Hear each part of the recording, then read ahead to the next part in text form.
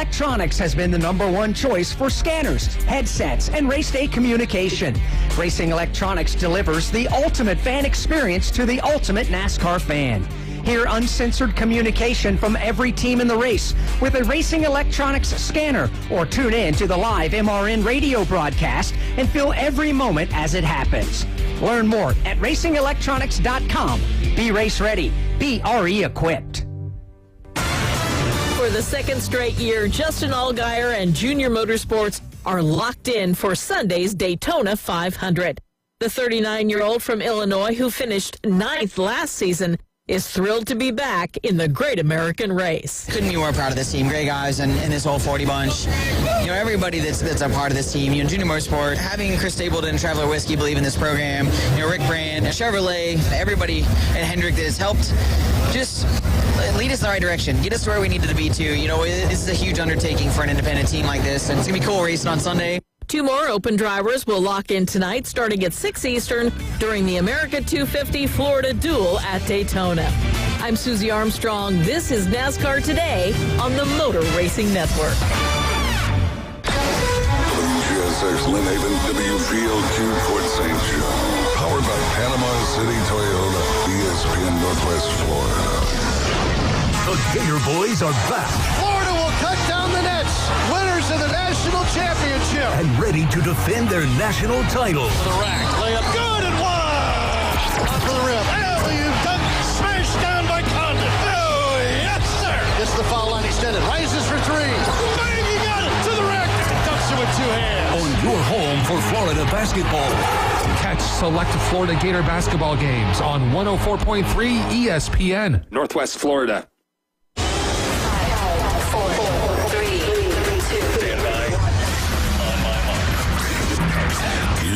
Survive the workday.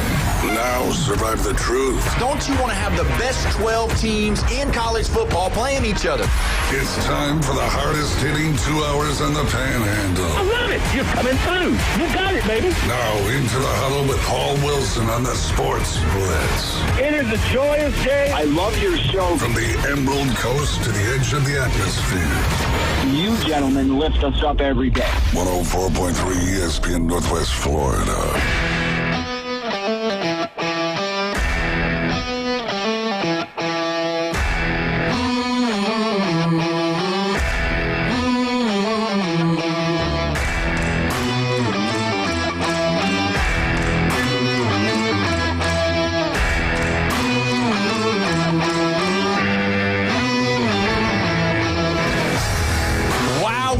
Made it. It's 4 o'clock on this Friday right here in the Panhandle, and it is beautiful. The sun is shining in Panama City Beach. Feels like we are headed towards the spring. Either way, we're pumped up and ready to go on this Friday right here before Valentine's Day. And I have got a full house today. So glad to have everybody here. Don't forget, if you want to be a part of the show, you can be 850-215-6290, the Red 7T's phone line. Your place for all things custom apparel right here in the Panhandle. This is the Sports Blitz with Paul Wilson, but joined today with Tennessee Brandon in the house. How you doing, Brando? I'm doing good. I'm ready to run this 40-yard dash y'all keep talking about. Oh, man, we got to bring it up. Yes, sir. And as always, on a Friday, we got Jeffrey in the building. Jeffrey, the 5.0 runner. Come on. Hey, Jeffrey in the orange and white today. Oh, yeah. Proud to see it. Yeah, great day. So do you own any of the checkerboard? Yeah, I have. I actually have some overalls. I have a shirt from the early 1990s that looks like similar stripes, but it's very uncomfortable to wear. You know, the material back then is super starchy. It's like wearing a cardboard box, but I will wear it at some point. You're going to wear it if you're going to do the 40-yard dash. If you're going to compete, I'll do the 40-yard dash. You're going to wear it. I'll wear That's what you're going to do. I'll wear my checkered overalls as I do the 40-yard dash. Okay, deal. All right, that's a bet. We're putting that on the program. And as always, on a Friday, we got Bone Crusher in the building. How you doing, Bone Crusher? I'm psyched up for this 40. I think y'all's hamstrings are going to pop. Let's That's how I'm go. going to win it. I think Jeff's going to go up to a fast start, but he's he's not going to be able to finish strong. You're right about that. I'm going to overtake him in the last few steps. Let's go. So we got Bone Crusher running in the bands. We got Brandon running in the overalls. Jeffrey, what you running in? A wife beater? What we doing? A sack of crawfish over my There we go. A Bobby Boucher shirt. Yeah, There we probably. go. There you go. But either way, we're going to figure this out. I will tell you, I do have information regarding this. We're going to do that on the last week of the combine, which is the first week of March. So you've got up until the first full week of March to get ready. Coach Tommy Joe Whidden has approved to be a part of this and to definitely do the. So he's going to stopwatch us the right way. Well, I'm sure it's all. This is for real, and this is going live. So it's probably going to only be the winner that's going to get the stopwatch, or we can have multiple. No, everybody's going to be watched. Everybody's going to be on live. We're gonna have a start to finish, and we're going to be able to go live and let everybody see it. We'll put it on Facebook and all the internet stuff that we can. I'll be scarred for life. And hopefully, just one event, or is it going to be like a decathlon? Well, it's going to be that. I'm sure Jeffrey's going to want to do some 225, seeing how many times he can do I'm that. going to have to start doing some push-ups for the combine. Yeah. So, I mean, we might do something else. We might do like a cone drill or something. I might put Jeffrey on some routes and let him run the route tree. Oh, my goodness. So I don't want to hear my knee go. But we'll figure it out. I just know that we've got a definite full gamut to do.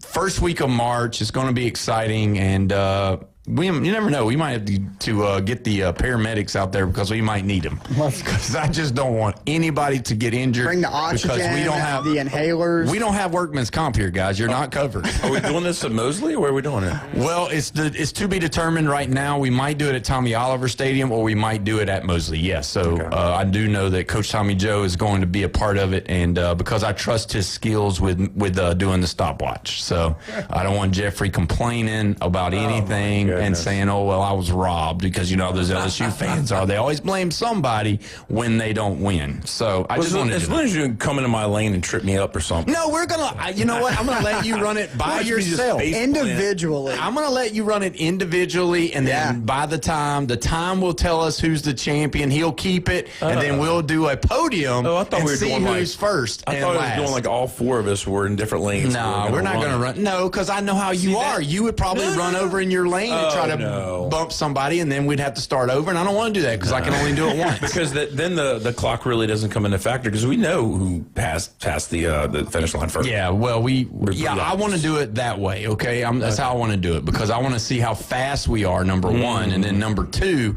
I want to have a nobody knows, and then we'll have the red off to figure out who won. I want the thrill of passing Jeff. I want the thrill of watching y'all go down one by one. I'll guarantee you one thing: I'm not getting down.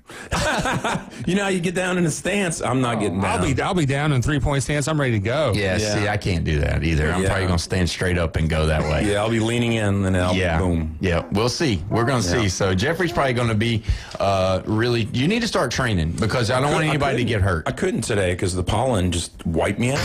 No, really, it did.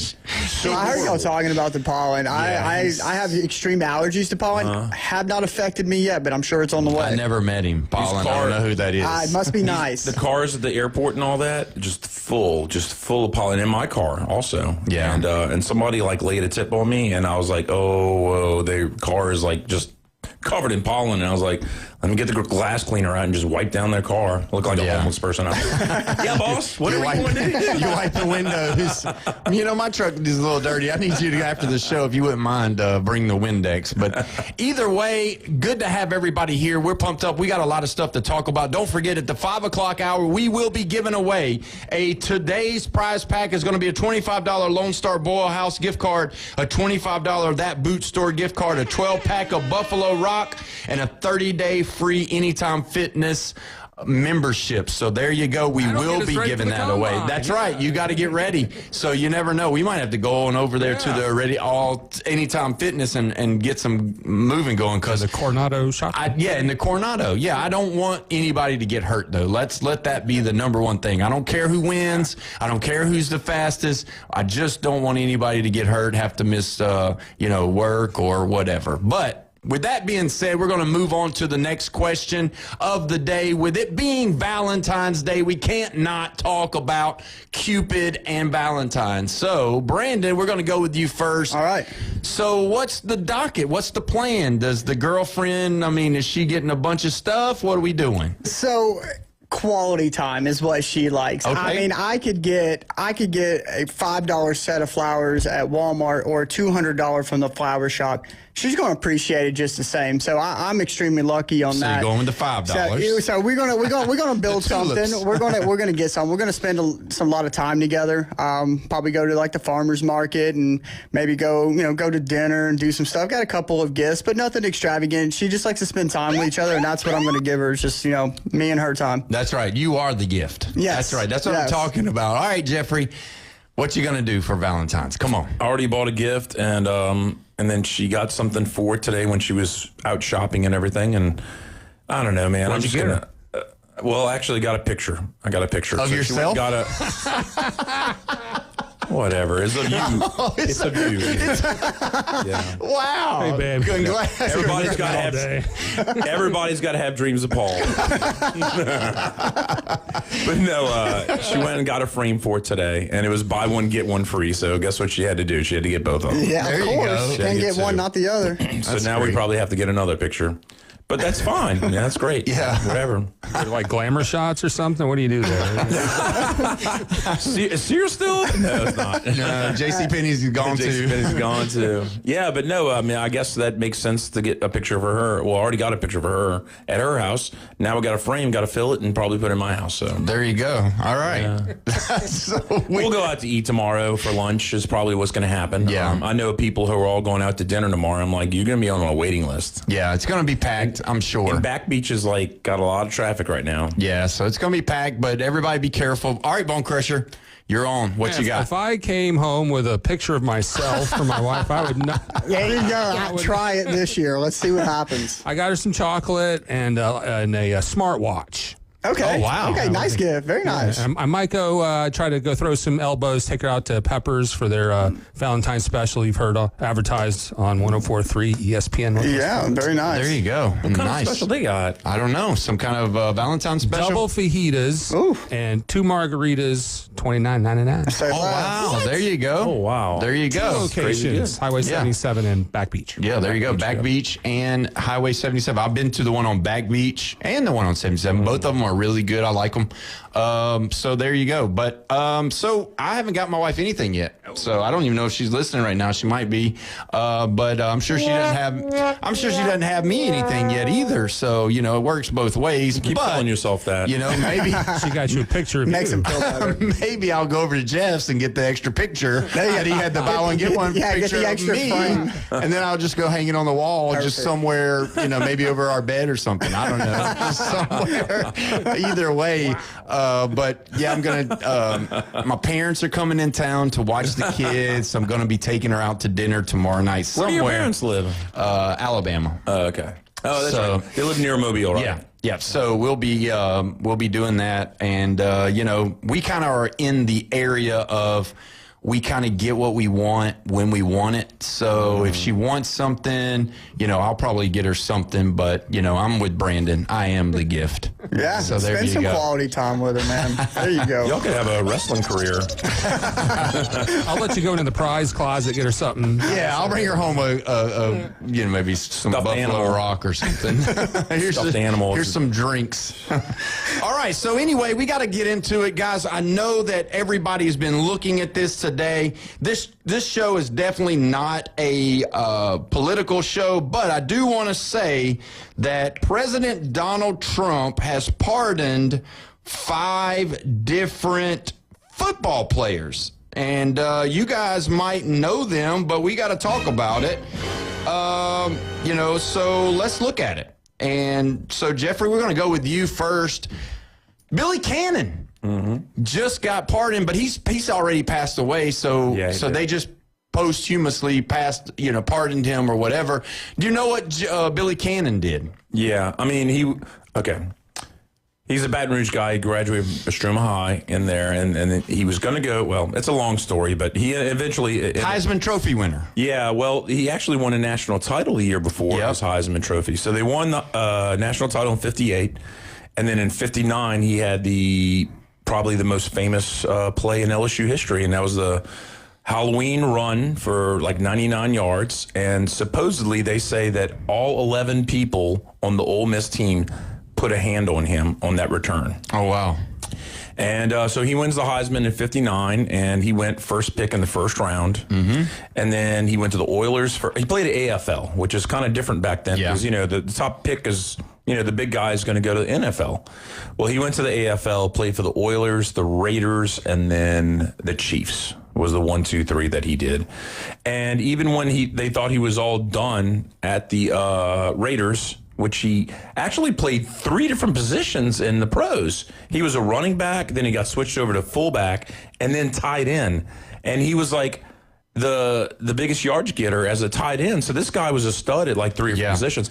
And back in college, he was not only the return man for punts and kickoffs, he was a safety. Wow. The guy was a complete stud. Well, he graduates, becomes a dentist. He had a practice, and he got bored, and he was implicated in a counterfeiting scheme. Oh, yeah. So they were printing money. Yeah, in Louisiana. Could you imagine what that looked like before the brown pins that you mark on it? Could you imagine what LSU people making counterfeit $100 bills look like? They probably had, crawfish on it. And I swear George Washington had purple and gold teeth. That's right. Yeah, he was smiling. So then, anyway, so he gets convicted, and then I can't remember if it was like 2.5 or 5.5 years or something like that. It was something that wasn't extremely long, but he was in prison. Yeah. And then after he got out, he had his dentist practice, and he went back and was giving free service to all the prisoners at Angola Federal Penitentiary in Angola, Louisiana, which is right on the Mississippi state line. So he gave free dentist service to the prisoners. But Trump pardoned him.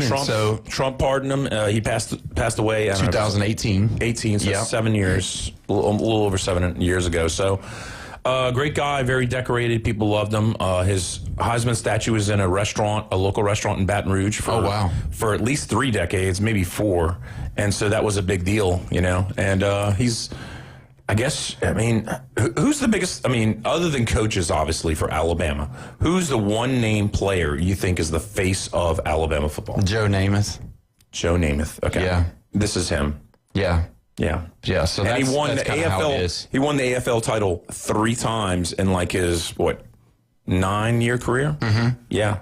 Wow. That's pretty big. That's real big. So, Brandon, we can't leave you guys out. No. Go ahead. Jamal Lewis was on the list, and Travis Henry. Let's talk about both of those guys. Being from the University of Tennessee, the Volunteers, they really know how to make them over there, especially them running backs. Yep, that's exactly right. So we got Jamal Lewis. Everybody knows him from the Ravens, playing running back for them. Really great back, one of those hard-nosed rushers. 100%. Really good back, but like to dibble-dabble in the druggy drugs. Yeah, so did the rest of the 5 guys that were pardoned. It was supposed to be a gesture of rehabilitation. Mm-hmm. All of these guys that were pardoned were involved in like a drug trafficking or drugs of some sort. And I guess to the eyes of Trump and the administration that they had shown signs of, recovery and things of that nature. So it was a sign of good gesture.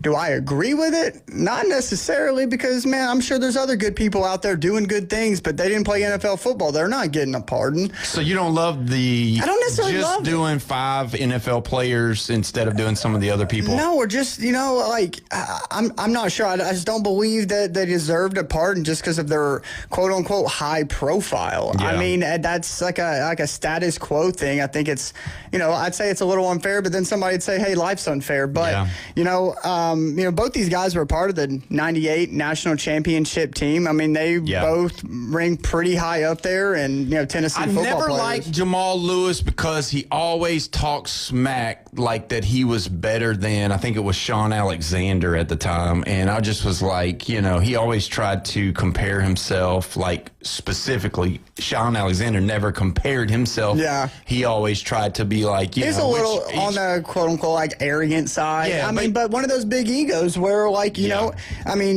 like you said, sometimes you got to have the big ego. You're a national champion. I mean, you just you got to have that grit. And, I mean, Jamal Lewis had it. Yeah, he was good. Yeah, he was. But Travis Henry was the other back, and another good back coming out of Tennessee, but him being a little different. Yeah, he was trafficking. He financed the trafficking operation. Right. I don't know if he was the mule that was taking it across country, but he was the guy with the money in the NFL.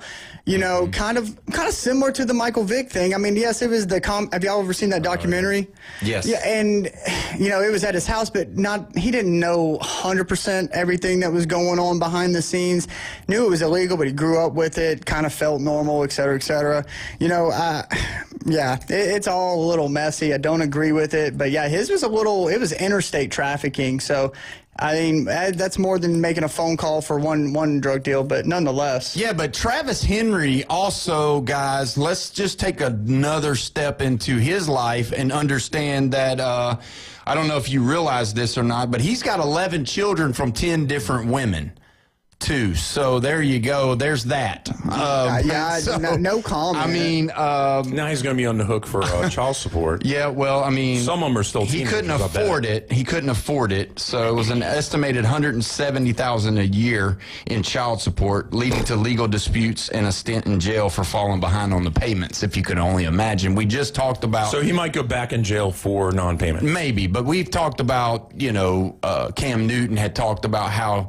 How is he going to continue to, be able to pay for child support and off of his salary, and that he can't, so Travis Henry is another one of those guys. Maybe he was drug trafficking so he could pay his child support. I guess so. That would probably be the case. I don't know. How far back was that, the bust? Looks like he was sentenced to 3 years in prison in 2009. So I'm assuming, it's been a while. I mean, the kids are grown. So I'm not sure how old, where they fall, what it is now. I mean, that was more so kind of a joke, but nonetheless, I mean, it could have been a very valid reason. Yeah, I mean, but when you look at it, we mentioned Sean Alexander. Do you guys realize that he's got 14 children with the same woman? Oh, wow. Yes. So Philip Rivers got 10. Yeah, so so that's a lot of children. I mean, cheaper by the dozen. I mean, that's a lot. So, but either way, we're going to go ahead and take our first break of the day. Don't forget to listen for the prize pack today. We're going to be talking about a lot more of college football, NFL, some college basketball as well. You're listening to the Sports Blitz with Paul Wilson right here, 104.3 ESPN, Northwest Florida.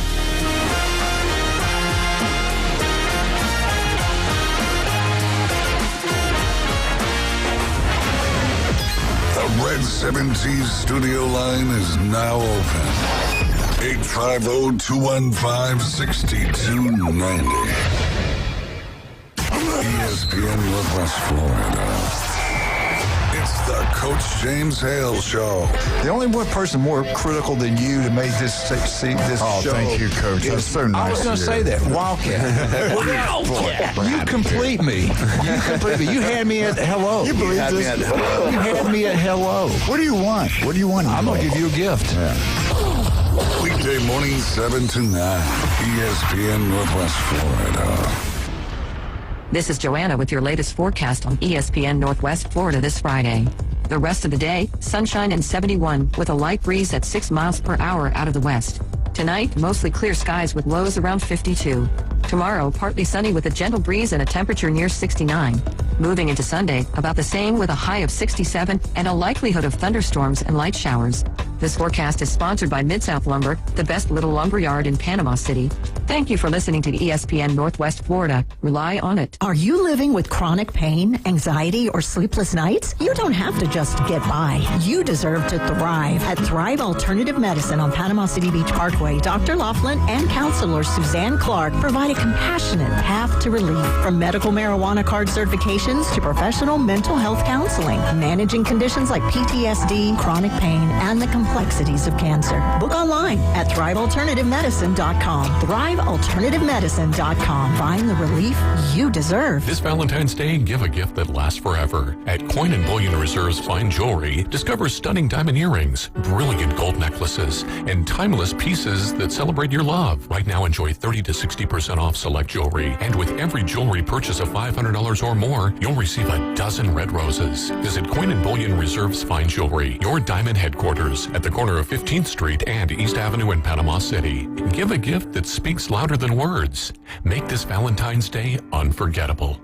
The new Sports Blitz. Oh, yeah! Rants, hot takes, and huge reactions are incoming on 104.3 ESPN Northwest Florida. Welcome back. You're listening to the Sports Blitz with Paul Wilson right here at 104.3 ESPN Northwest Florida, your home for college basketball. Don't forget, tomorrow for Valentine's Day, you got Florida versus Kentucky at 1 o'clock. And then the nightcap is Auburn at Arkansas, 7 p.m. tip-off while you're out with your honey having some funny. But either way, we got to look at it. Joey Aguilar today. Yesterday's news was Trinidad Chambers. We're going to discuss that. We're going to talk about that here in just a moment. But we definitely need to talk about Joey Aguilar asking for another year of eligibility for him playing quarterback at Tennessee. Tennessee, unlike Ole Miss, did not go and grab a transfer portal quarterback. The Ole Miss did. They grabbed Deuce Knight. So he's the most disappointed person in the building, Deuce Knight, because now he's got to sit another year behind another starter. And, I don't know if he's going to get released or whatever. But talking about Joey Aguilar, Brandon, he wants another year. Yeah. Why does he want another year? I mean, he's played for App State 2 years. He played with Tennessee for 1 year. And then he played JUCO, right? Two JUCO years, and then I'm pretty sure a redshirt year. And then he redshirted at UCLA, correct? No, he was only at UCLA for a little bit. I don't even think that he transferred over there. I think one of his redshirt years might have been at App State. App State when he first got there. I think is first and foremost, he wants to play because, the money. I mean, plain and simple. How much are they offering him? It's about $2 million. $2 million. And you guys, $2 million. do you think that he's a valid third, fourth, fifth round? What do you think? I was thinking anywhere from 4 to 6 would be a gamble if he doesn't make it. We have seen like Tyler Shook. That kid wasn't anybody, and then he got another year, and look where he's now the starting quarterback of the new of the Saints. So. It can happen. Yeah. We did take Ryan Staub. Yeah, not Snob. Snobby Robbie. Yeah, so we did take him from Colorado, not necessarily a super, super high profile. So we do have, three quarterbacks on roster, plus Joey is in kind of like a limbo right now. It's kind of waiting on the decision. My buddy, Hunter Bishop, who is a lawyer in Tennessee, I said, hey, man, give me the rundown from lawyer to lawyer. What's kind of going on? He said, it looks like the restraining order blocking the NCAA from enforcing the rules was extended until the judge issues a formal ruling. So he did not make a ruling right then. It wasn't a yes, it wasn't a no. Could be good, could be bad. I don't really know. I guess they're waiting on some other written statements. But the judge declined to issue a ruling from the bench, meaning it would come down into a written opinion at some point in the future. Since the restraining order remains in place, he can continue to practice for the time being until or unless the court rules otherwise. A restraining order is a form of injunction during the where it's pending of the case, telling one party that they cannot do something pending the final outcome trial of the case. So I would expect later today or Monday we may have a ruling. We don't know. I watched it, and man, that judge he was hard on him. I mean, it was it was drilling, and when I watched him drill Joey's side, I was like, this ain't looking good. Then the NCAA got up there, and he drilled him too. So, I mean, it was back and forth, questioning the NCAA on how their rules apply and why they should apply, and questioning Joey based off the NCAA's rules. So he seemed to be fair after listening to both. He questioned them both hard, and, as a Tennessee fan, I'm rooting for him to come back. You want him back? Yeah, I do want him back. Yeah. So I don't know, man. I don't want to see any more court proceedings. We've got to figure this out. We've either got to have Congress step in or something, because if we have to, every time when I want to hear the word restraining orders, when I hear that, I want it to be for somebody that's got to be, that's under threat to come against them. We don't need a restraining order from the NCAA or a restraining order from a quarterback. I'm sure Joey's not going to hurt anybody at the NCAA. And that's kind of on the basis of that statement, and that's what they were trying to say, is that not letting Joey play that is hurting him more than it's hurting the NCAA. Right. And that is one of their arguments. They're going based off the Tennessee laws. So one of the NCAA statements was what happens when they travel to other states and play. So there was a bunch of back and forth, but you never know with these court rulings. They've seen them both back and forth. Do you like it? You like it? What do you think? I mean, this one's a little bit different. We're going to talk about Trinidad, but let's talk about this one. Do you like this one? Now, before you go, Joey's not even the oldest guy on our team. We have a 27-year-old junior punter. Okay, that was professional rugby before he come play college football. Wow. So okay. I mean, there are other things. I mean, Joey wouldn't be, like I said, not even the oldest in the NCAA. He wouldn't even be the oldest on the Tennessee roster. So what? Yeah, you like it? What you like? Well, I think about 2 years of JUCO. 2 years of JUCO. 2 years at App State. App State. 1 year Tennessee. He went to UCLA, but then he transferred right over to Tennessee. Yeah, so same season. We'll just say that's the 5th year. Yeah. Right? Yeah. The red shirt was when? I can't tell you. I could probably look that up, but I know he did have a red shirt. So we're talking 5 years, and then... I mean, Carson Bay got to play 7. True. So if this is truly just a 6th year out of high school, maybe, but, I mean, there is no NCAA bylaw rule that says, hey, you cannot play over this age. There is none. Yeah, there's none. Yeah, and we talked about that. We think that there should be some kind of something that says after high school, you only have this amount of years to fulfill your 4 years or 5 years if you redshirt or whatever.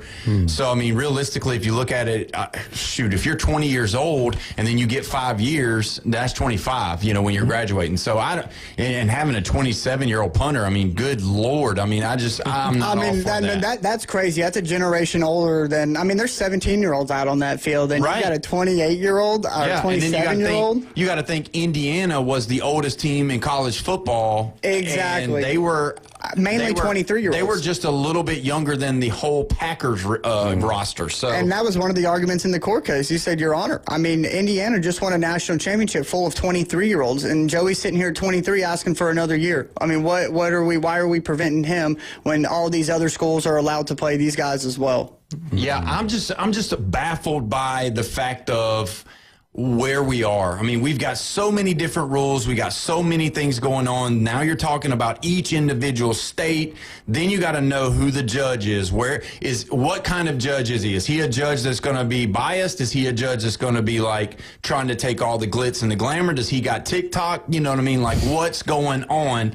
Or does the NCAA have to get their hands around this thing so that we can figure it out? And they're begging Congress to step in. I think Congress has to do something, but as everybody else knows, Congress can't hardly do anything anyway. So how can we expect them to do something when they can't do the things that we need to do anyway? Because I don't even know if the government's open. So if the government's not open, then they can't do anything for college football, because that's definitely small on the list of to-do list. 100%. Now let's look at the Trinidad Chambliss deal. So after understanding everything, I've changed my opinion. I was totally 100% against Trinidad Chambliss coming back. I think it had to do with me disliking Pete Golden so much. And obviously with all the Sweeney stuff going on with Pete Golden and all that, I want Oxford to just implode. But either way, when you look at Trinidad Chambliss's deal, everything that has been said and put out there, it's definitely on Ferris State and the NCAA. Ferris State, from what I've understood and read, is the fact that they did not put a red shirt on Trinidad Chambliss, a medical red shirt. So since they didn't put a medical red shirt on him, that was the whole problem. But the kid didn't play. He was not playing. He had a respiratory issue, and so that was legit. And so I actually think that he should have. Now, he's 23 years old, too. And, again, we got to get that under wraps. I mean, 22, 23 years old. I don't know when his birthday is, but he's probably going to turn 24 by the time. So if you think about it, is it fair for a 24-year-old a grown man to play against an 18, 19-year-old boy in high school or in college that just got out of high school? I just, to me, I don't see how it's fair. But we got all these other leagues. You got the CFL, and you got this other. But either way, with that being said, Trinidad Chambliss is going to be the starting quarterback for Ole Miss next year. And I don't know if this is true or not. We are not a product of spreading false news here, but there's a picture that's bothering me about the whole Trinidad Chambliss thing. And he's got a football, and he's got a Sharpie, and he's signing it in the courtroom after the decision. Is that ball going to the judge? Is that ball going to the judge? In Mississippi, I mean, they're close to Louisiana. I mean, Louisiana and Mississippi, they're about the same. They're about as corrupt as you can be. We all know that. So, what? The second most corrupt place in the United States is Chicago. After Louisiana. And in New York, that's the 1, 2, 3. Mississippi is not in the top 3. Sorry. Yeah. So when you say all of these things, I get it. But I'm just saying, like, did he sign the football? Is that wrong? If it comes out to be true, and the man signed the football for the judge that presided over his opportunity to play another year, you can't accept it. The fix is in. The fix is in. He went to Delta. Where did he go? Delta State or whatever. Mississippi Valley State. I don't know. Wherever Pete Golden went to college. He's at Delta State. Delta State. Okay, so he was a graduate of Delta State, and so did Pete Golden. Went there. So we got all kinds of things, just terrible happening in this thing. But at the end of the day, after you heard all of these sides, after you heard all of the stuff, what do you think about it? You happy Trinidad's going to play, and do you think they made the right decision? Yeah, I'll go ahead and say yeah. I mean, keep on extending the career, I guess you could say, out for college. I just think as soon as they get a rule that's like in black and white, in paper, and all that, then you can hold them to that. Otherwise, I got a kind of question here. As long as they're letting them play in the NCAA, I mean, you're talking 23, 24, 25, hell, 27-year-old punter. Mm-hmm. How is this affecting their generational contract wealth in NFL? If you think about it, you're 27, 25, let's just say, you work out your rookie deal. That's 4 or 5 years, depending on how you structure it. Oh, yeah. You're already 31 years old. What kind of organization is going to dump, $200 million, $40 million, $50, $60 million a year on a quarterback that's just coming out of his rookie year at 31 years old? You just don't know. Sam Darnold's 28 years old. All right. He's been in the league for a little while. He won his first Super Bowl. He's the first Super Bowl winner in that draft class. Wild.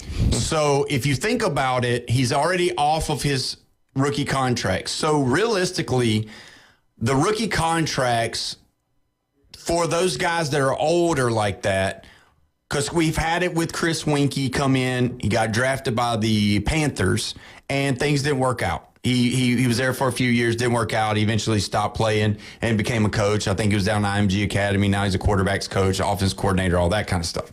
So I don't know if realistically, I don't know if these older guys are just going to get their rookie contracts. If they work out, fine. If they don't, fine. And teams are going to do that, because if you look at the NFL, they're probably going to, because of your Kyler Murrays, because of your Tuas, because of your Justin Fields, all these guys that are going in the first round that they're putting their, first round draft choices on are not panning out. So they're just going to, give it a shot. And if they don't work out after the first 5, then who cares what age they are by the time they get to 31, 32 years old? Because you're dumping them. They're just going to let them go anyway. They're not going to sign them up for a new. We're going to go to the Red 17's phone line. We got Big Nate on the phone line. What's going on, Big Nate? All right, brothers. I hate to chime in and be a naysayer, but what has age got to do with it? You've got Tom Brady. Rivers came out of retirement. Age is just a number these days. 2 Hall of Famers. I understand that.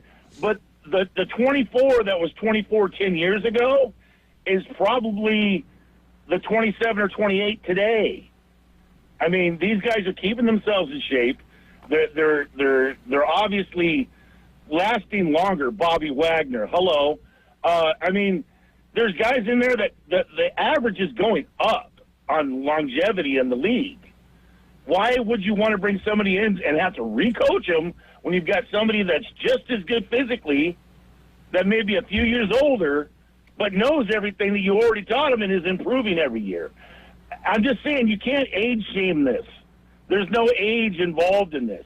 It's player ability. If that player can still play in college ball and he's allowed to play in college ball, I don't care how old he is. He could be 65 years old. Heck, they got that movie that just came out of that one guy that played, what was it, Iron, what's his name? Anyway, he played the Thing on the first Fantastic Four.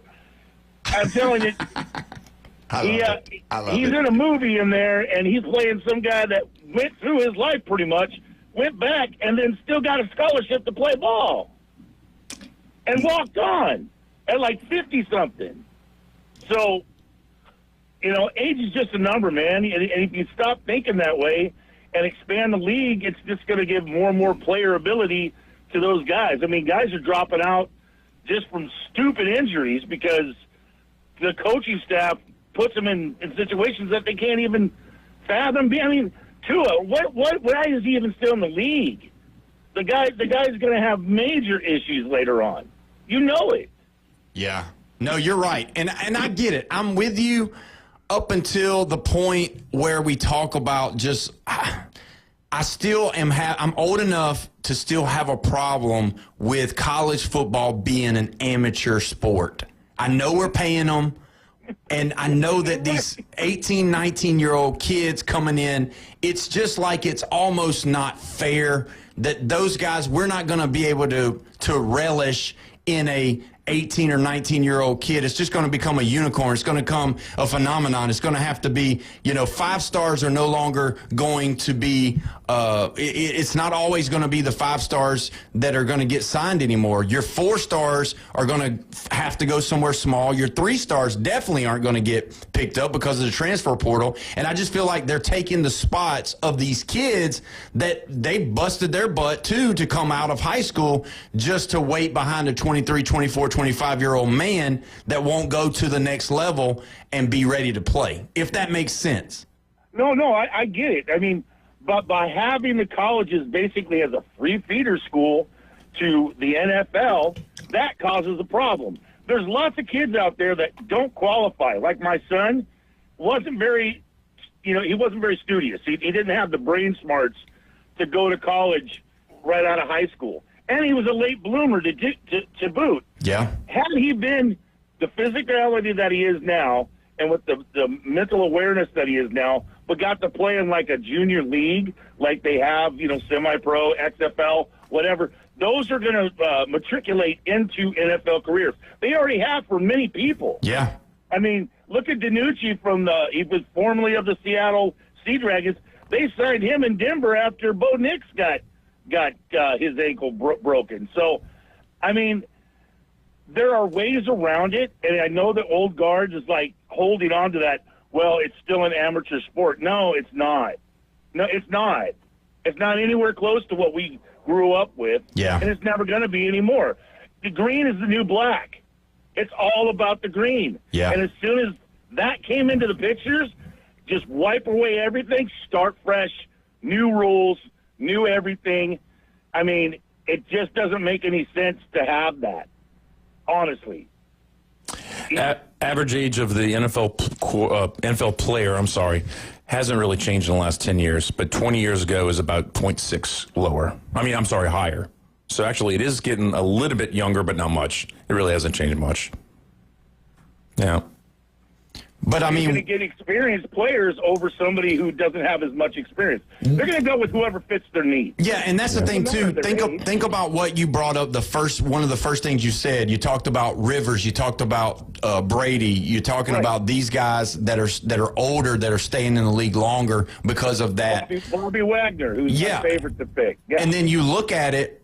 And it's because the development of why did they have to find somebody out in retirement like a Phillip Rivers? Why couldn't they find all these quarterbacks that have coming out of college that played at all these big-time schools? Well, the reason is because they're not being developed, because everybody's going to that portal guy, to that kid, that's been there for, 22, 23-year-old, and there's not any of the development going on except for maybe at your lower levels. So that might be the answer. You know how many busts you get in the NFL? And Yeah. You got all these people there. I mean, Tim Tebow, hate to hate on the Florida people, but I mean, you better Tim watch it. Tebow is a bust, Yeah. just as much as anybody else. Vince Young. I mean, the guy from Texas. I mean, you never know what you're going to get until you see the product. Yeah.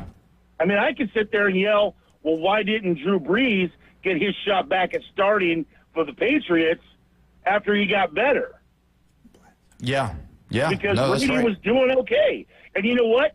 He stepped back. He says, you know what? The kid's playing well. I don't want to take away from the team. He could have made a stink out of it, but he did it. Yeah. No, that's true. And now he's making millions selling wine in Washington. So more power to it. Well, Nate, we're up against a break, my friend. Yes, Always sir. value your opinion, man. We appreciate you. Yes, sir. All right. Peace out, homies. Have a good weekend, buddy. When we come back, we'll dive into a little bit more, but we also got to talk about some of the stuff going on with the NFL draft. You're listening to the Sports Blitz with Paul Wilson right here, 104.3 ESPN, Northwest Florida.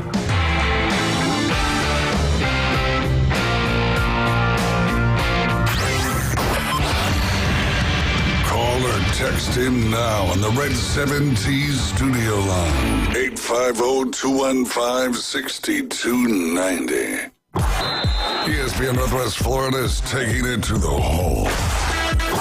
Your home for the most live college basketball on the Gulf Coast. The ACC, SEC, and the biggest games in the country. Plus the official station of March Madness. The Panhandle's destination for live play-by-play. Hear every slam dunk in ultra-high fidelity right here.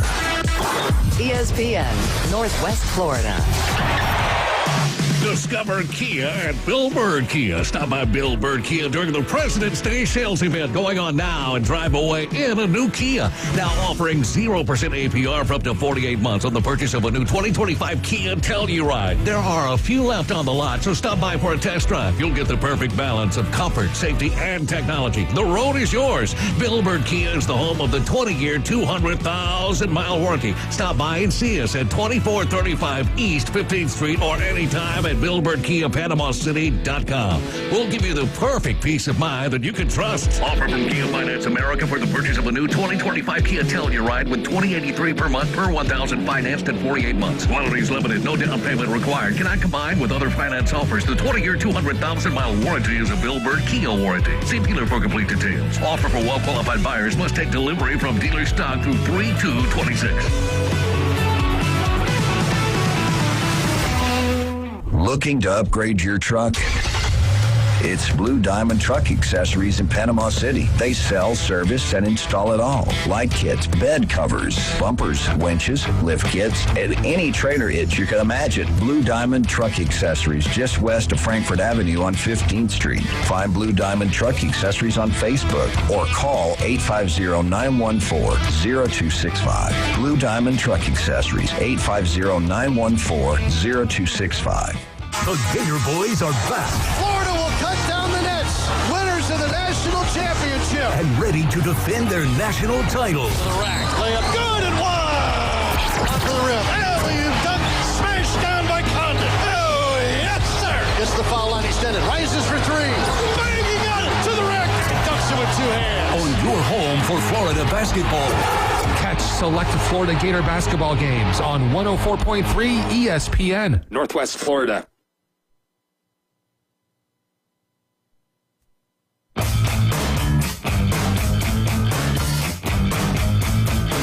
Welcome back. You're listening to the Sports Blitz with Paul Wilson right here, 104.3 ESPN, Northwest Florida. Don't forget, this microphone is sponsored today by Humbert Diesel and Auto Repair, 1504 County Road 390, Lynn Haven, Florida. right here, 850-630-0766. Ty and those guys do a great job on all of your diesels, whether it's 6.7 or 7.3 diesels. Go ahead and check them out. They're on Facebook as well. Humbert Diesel and Auto Repair.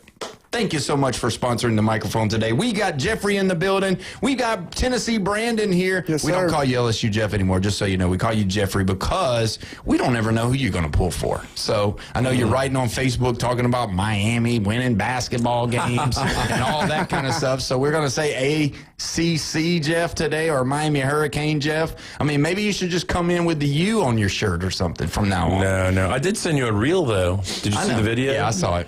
Yeah. I mean, but anyway, we're going to go ahead and dive into a little bit more. He does not want to give anything to the U. I do, man. I picked them to win. Yeah. I picked the U to win.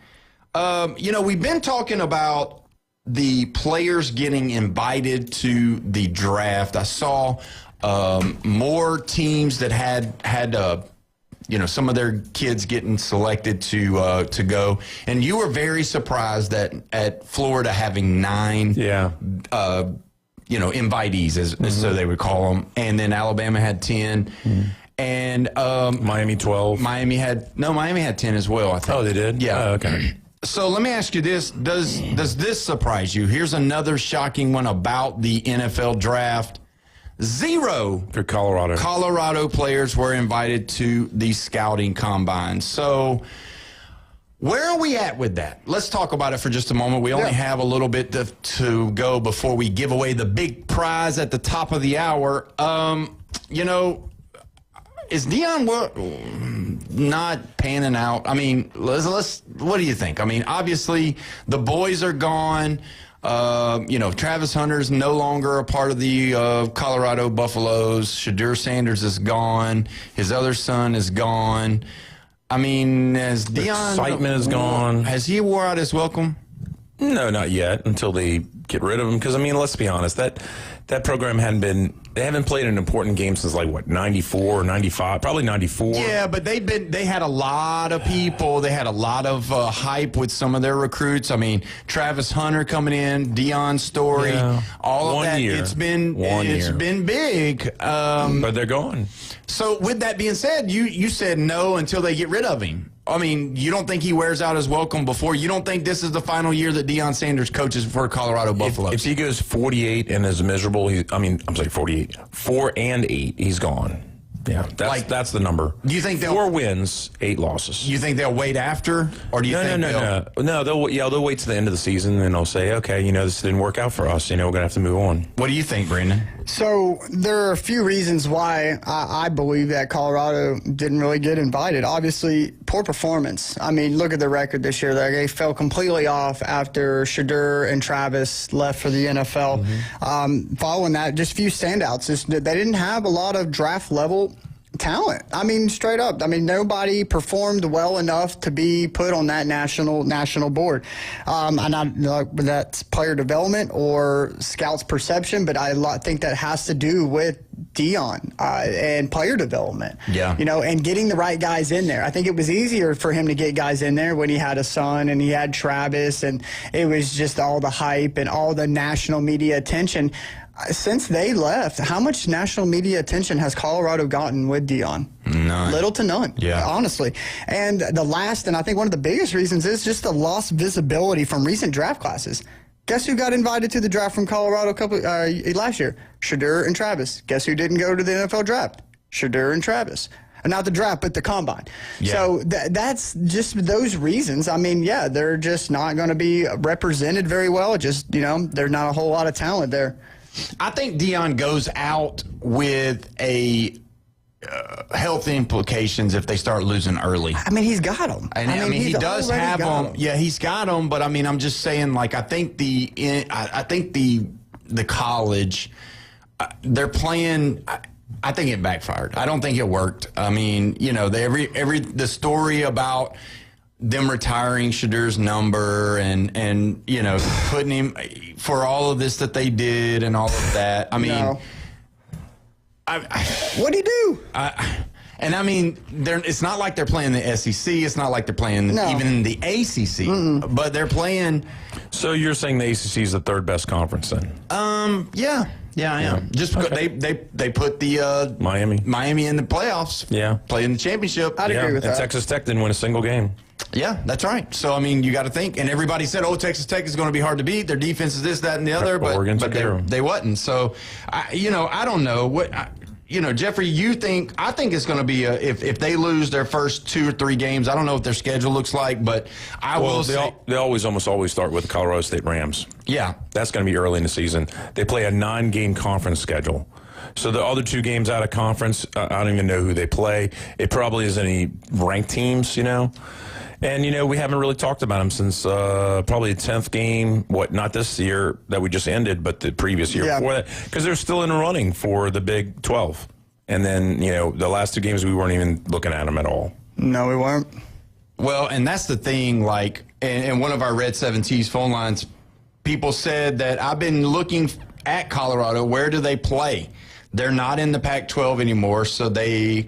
Big 12. They're in the Big 12, right? Yeah, they're in the Big 12. So very limited exposure on the national level. Yeah. Especially here on the East Coast. Most teams are picking them as early season warm-up games. I mean... So their big games are what? Like Baylor, TCU, Kansas State. And even Colorado State is a game that... Yeah, that's out of conference, yeah. But their coach was fired... And so now... And then Utah, Arizona State, and BYU. Okay. Yeah, and Texas Tech, obviously. But, I mean, it's kind of like mid-teams. They're all mid-teams. Well, and if you remember, not everybody, but a lot of people were calling for Deion to be the head football coach of the Browns. So, I mean, is that something that, if he can't win in college, how did they expect him to go win in the pro level? And I get it, man. The whole thing, all of the stuff that he tried to do, everything. And Bone Crusher, I'm a little surprised with that. I thought he was an Atlanta Falcon. I thought you'd love him. He was an Atlanta Braves. I thought you loved him. I thought you were a big Deion fan. I thought for sure you'd love Deion. I like some Deion, but I don't see him as a head coach in the NFL at this point. No, and I don't see him as a coordinator either. Is anybody talking about Michael Vick at Hampton State? No. That's another one. Yeah. These players don't always become great coaches, and most of the time it does not happen. It doesn't. But I'm just saying, with Deion, I guess the hype was just too much. And Prime kind of... I don't know. He has swallowed himself up. He did. Maybe some more almond commercials. So I pulled up their schedule. They don't start with the Rams. They don't even play the Rams next year. They're going to open up. They stopped it? They're going to open up with Georgia Tech. That's a big L. And Mercedes-Benz next year. That's where they open up, September 5th. Big L for that one. And then their next game may be a cupcake. They got Weber State. From Boulder. It's in Utah. That's a basketball school. Yeah, from Boulder. And then they got Northwestern. Which lost. Not necessarily. Oh, so the Big Ten Northwestern in Chicago. Yeah. Yeah, that is in Chicago. Then they got Baylor, Texas Tech, Utah, Oklahoma State, Kansas State, Arizona State, Houston, Cincinnati. That's a top-notch Big 12. These are. They're not They're Big 12. Yeah, they're not the lower end of the Big 12. No. So they're going to be in for a rough one. I don't see. Other than their second game of the year, maybe a Northwestern, which I don't think. They're still not even playing in their home stadium, I don't think. And so maybe 4-8 would be a good year for them, I think. Yeah. And who's the new coach at Northwestern? Didn't they just got a brand new coach? So, I think that's going to matter too. I just don't. There's just no possible. So they stopped the Colorado State rivalry after all that talk 2 years ago. Yeah, but the other head coach left, so now I'll tell you this. I'm going to go ahead and make a big prediction. Look for Deion Sanders to be relieved of his duties, medical or something, probably by the Texas Tech-Utah game, and because they have only manufactured one win against Weber State. Oh, you don't think a basketball Northwestern? School. No, I don't. I don't think so. So Texas Tech and Utah, they both play them at home. So they take big home losses like that. I think that this season's going to get hot. I just, they hired Deion to literally flip the university around whole 180, thought they would skyrocket and massive recruits. I mean, did Colorado even get any 5-stars? Did they get any national attention? They lost a couple of players, but they did have the quarterback that came that was a 5-star last year. His name left my mind, but they did have that guy come in, and he didn't play a lot, but then he played some, and he looked pretty good. But if they don't win, this is going to be it for Deion Sanders, unfortunately. And I mean, he's got his sons that they've got their lives going, and so I don't know. I wonder. I don't know. I'm just Either way, I'm gonna read this Red 17's phone line. What you guys got to understand is one thing, and a third party, we've talked about this before, is going to have to come in and read the entire college football scene. Oh, this is from the earlier. Okay, so this is something else. This is not talking about Deion. We'll read that second. But I just think Deion, it's the end of the road. I think he's going to ride off into being back on the NFL primetime shows, and like an analyst. Yeah, he'll keep doing commercials for Affleck. You don't think he'll coach anymore? I think he'll be done after this. This is going to be it. He'll probably come to college football, game day or something. Either way, that's it. We are done for this hour. We're coming back at the top of the hour. Today's prize pack is going to be given away right at the top of the hour. We'll see you in just a second. You listen to the Sports Blitz with Paul Wilson at 104.3 ESPN, Northwest Florida. Get in the game. Call or text us now on the Red 17 studio line. 850-215-6290. Take ESPN Northwest Florida with you everywhere you go.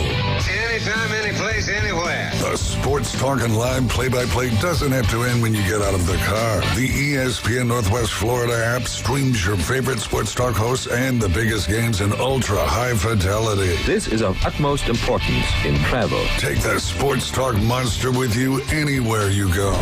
Available for Android and iPhone. Use it anywhere or any place. This is Joanna with your latest forecast on ESPN Northwest Florida this Friday. The rest of the day, sunshine and 71 with a light breeze at 6 miles per hour out of the west. Tonight, mostly clear skies with lows around 52. Tomorrow, partly sunny with a gentle breeze and a temperature near 69. Moving into Sunday, about the same with a high of 67 and a likelihood of thunderstorms and light showers. This forecast is sponsored by Mid-South Lumber, the best little lumber yard in Panama City. Thank you for listening to ESPN Northwest Florida. Rely on it. Good luck surviving the off-season, football fans. At first I was afraid, I was petrified. Football's over, it's like a part of me just died inside. 200 days till football's back, but tonight I won't just cry, cause I've got a ways to play. And that's the place with Hard Rock Bet, I will survive. Offered by the Seminole Tribe of Florida. Must be 21 plus and physically present in Florida to wager. Terms and conditions apply. If you or someone you know has a gambling problem, please call 1-833-PLAY-WISE. WGSX Lynn Haven, WVLQ Port St. Joe, powered by Panama City Toyota. ESPN Northwest Florida. Los Rancheros has been doing it right for 20 years. Los Rancheros brings a top-shelf dining experience to you with the opening of their beautiful new building. Watch all college and pro games on Los Rancheros' 14 large-screen TVs with great drink specials daily from 2 to 5 and during all the games. Los Rancheros, the place for live sports and great food on 23rd Street between Jenks and Harrison. The phone lines are open, the opinions are flowing, and the arguments are just getting started. You cannot give LSU extra opportunities. With just one loss, they can sneak in there. They're playing championship football. The Sports Blitz with Paul Wilson is back, and we're putting you in the game. He has not turned the ball over. 104.3 ESPN Northwest Florida.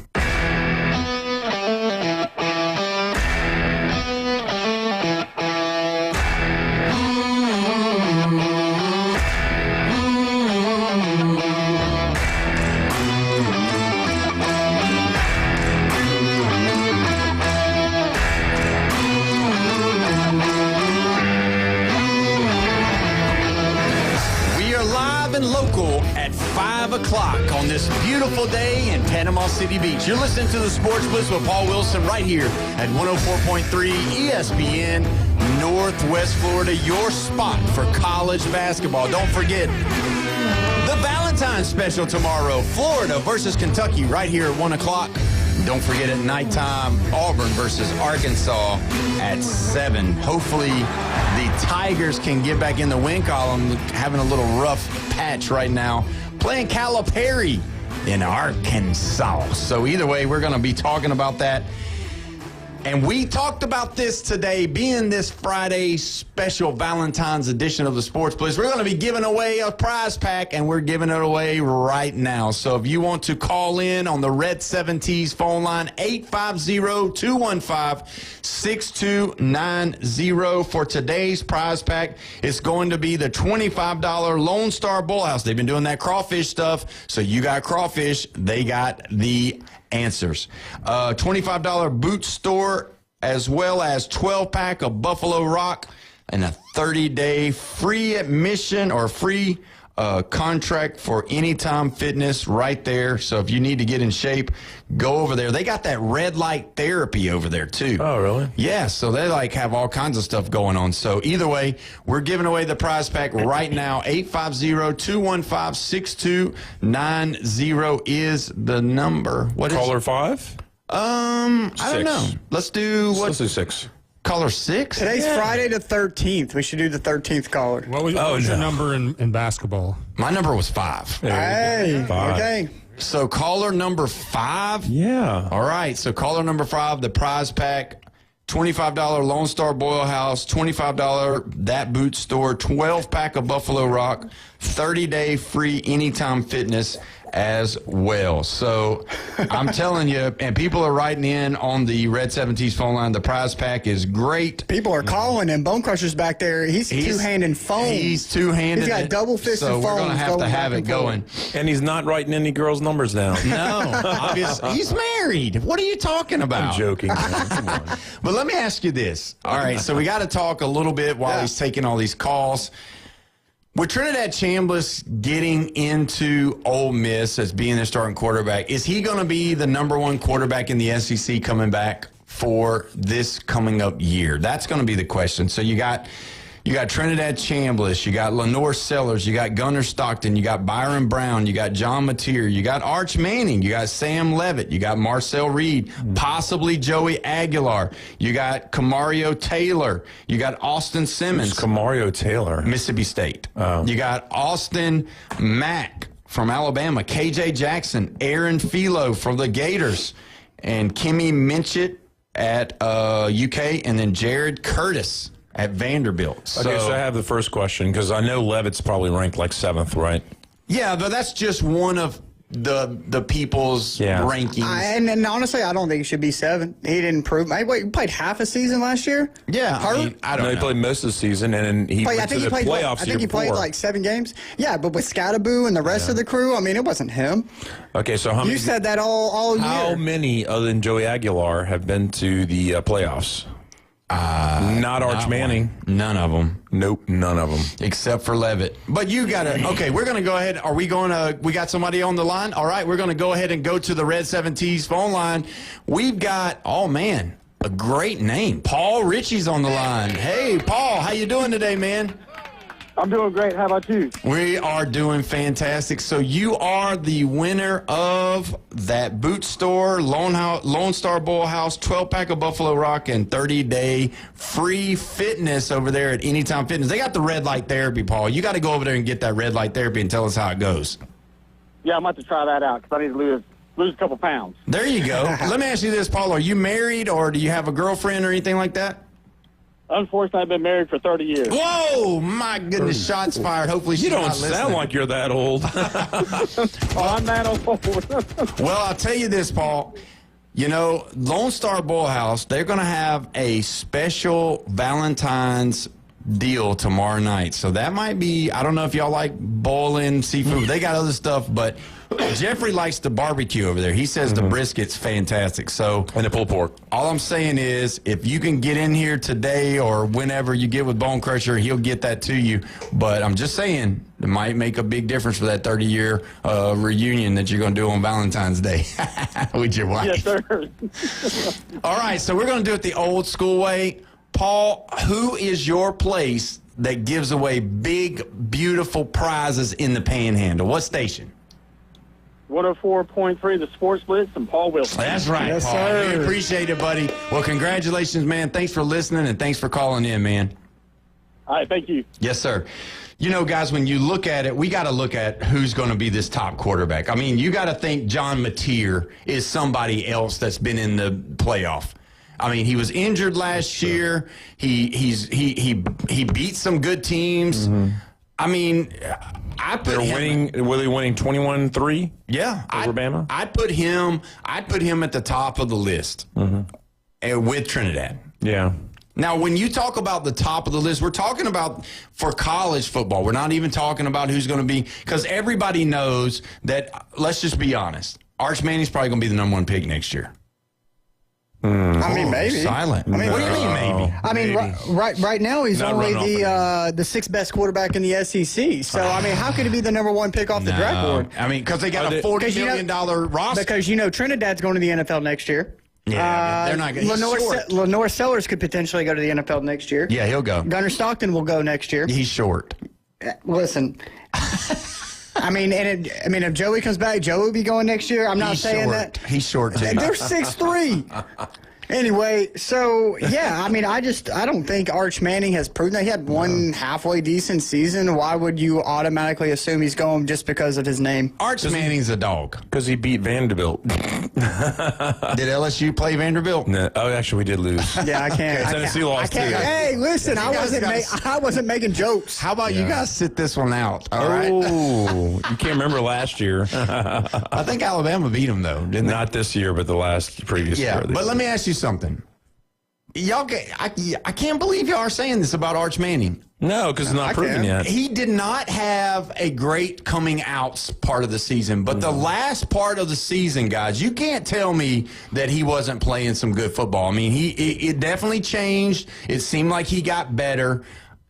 It wasn't even the offense who won and beat Texas A&M. Because the Jets are going to be the worst team again. Oh, no. Yeah, they're going to be the worst team. The Raiders are going to do better. They're going to figure some things out. And the Browns are going to do better. The Titans are going to do better. The Titans are going to do better, yes. Yeah. All of these teams are going to do better. Giants are definitely going to do better. Giants will be pretty good next year. And the Cardinals are the only wild card that might actually fall down out. And I mean wild card, not as in like playoff wild card. I mean we don't know where they're going to land. They could be the worst team in the league. They could be 2-15 easily next year.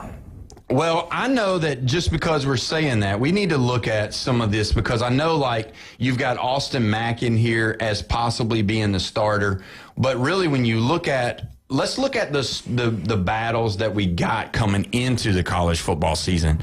So you've got Austin Mack and Keelan Russell for Alabama. Yeah. Keelan Russell hasn't played much. Austin Mack really hasn't done anything but a little bit of mop-up duty. Played the last game against Indiana when Ty Simpson went out. Looked pretty good. Now, you're talking about height. He's 6'6", and truly a big human. I mean, if he's athletic, it'll work out. But if not, that's just a big man to stand there and tackle. It makes a big target. I guess, but I mean, he looked pretty good. Would it surprise you if the freshman, which he's going to be, he'll still be a freshman because he didn't play at all. So would it be surprising if the freshman, athletic Keelan Russell, he's got big time capabilities. He's already got the confidence factor in. He said he is going to win a Heisman Trophy at the University of Alabama. Wow. That's pretty confident. I honestly, it would be surprising, especially today's and age. You're letting 24, 25, 23-year-olds. If an 18-year-old is good enough to come in and start, then, that's pretty surprising to me, especially with these age gaps and the talent dispersity and the transfer portal and the experience coming out. Yeah, if he's ready to come out of high school and he's ready to step in, then, that would surprise me. So the national title has been depicted on transfer quarterbacks. last few years. Last 5-6 years now, it's been transfer quarterbacks. Oh, yeah. I think the last one was Bryce Young a transfer. He didn't ever win a national title. Who won in 2000 season? Yeah, 2020. 2020 was Mac Jones. Oh, Mac Jones. He wasn't a transfer. Nope. Right? So that's the last one who was not. Yeah, that's the last one. So, I mean, when you look at it, I mean, what do you guys not think that's going to – the only way that could happen would be like an Arch Manning. So, I mean, Lenore Sellers, he's been at South Carolina. You think South Carolina's going to win a national championship? No, I do not. But ask me if I think that Bama's going 10-2. Are they? Well, if they go 10-2, that's the only way he's going to win a Heisman. Either he's got to go 11-1. Yeah. Well, I mean, he's still got 4 years left. You know. he may have 6 years. You know, I mean. So the other question is the Florida Gators. Now, Aaron Philo, and if I'm pronouncing it wrong, I apologize. It's either Philo or Philo. Somebody call in and correct Paul. Yeah, I think it's Philo. I think Philo. I think it is Philo. So you got him, and then you got Tremel Jones. So Tremel. Okay. Yeah. So Philo went from Georgia Tech. Yep, and he's coming over with his coordinator. So that's kind of gives him an upper hand. That's favoritism. Hold on a second, though. But then you think about the offensive coordinator for the Gators has already come out and said, because everybody kind of was like, gosh, we don't want another running offense because that's what Haynes King did. Yeah. But he said, Haynes King, we just played to his strengths.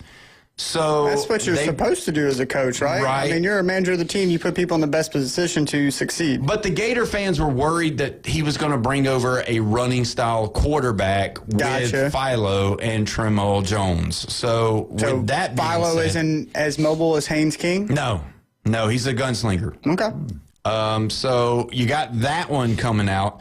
But we are going to go ahead and take call on the Red 17's phone line. We got Robert from Panama City Beach going on in here. What's going on, Robert?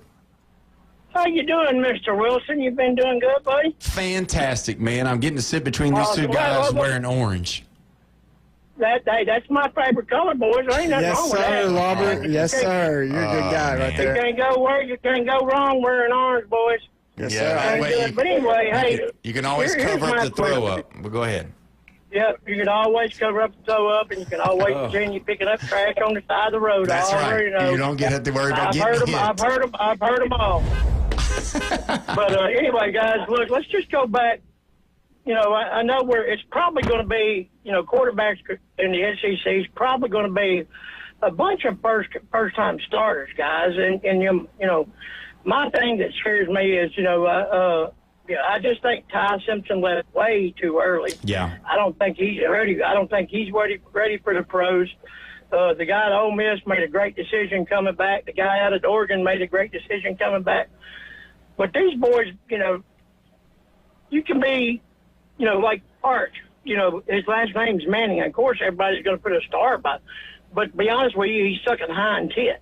And it's just, these guys, I think Arch Manning's in the wrong situation anyway. I don't think the guy at Texas is a good quarterback coach, and that's just me. But these kids are too small these days, these quarterbacks.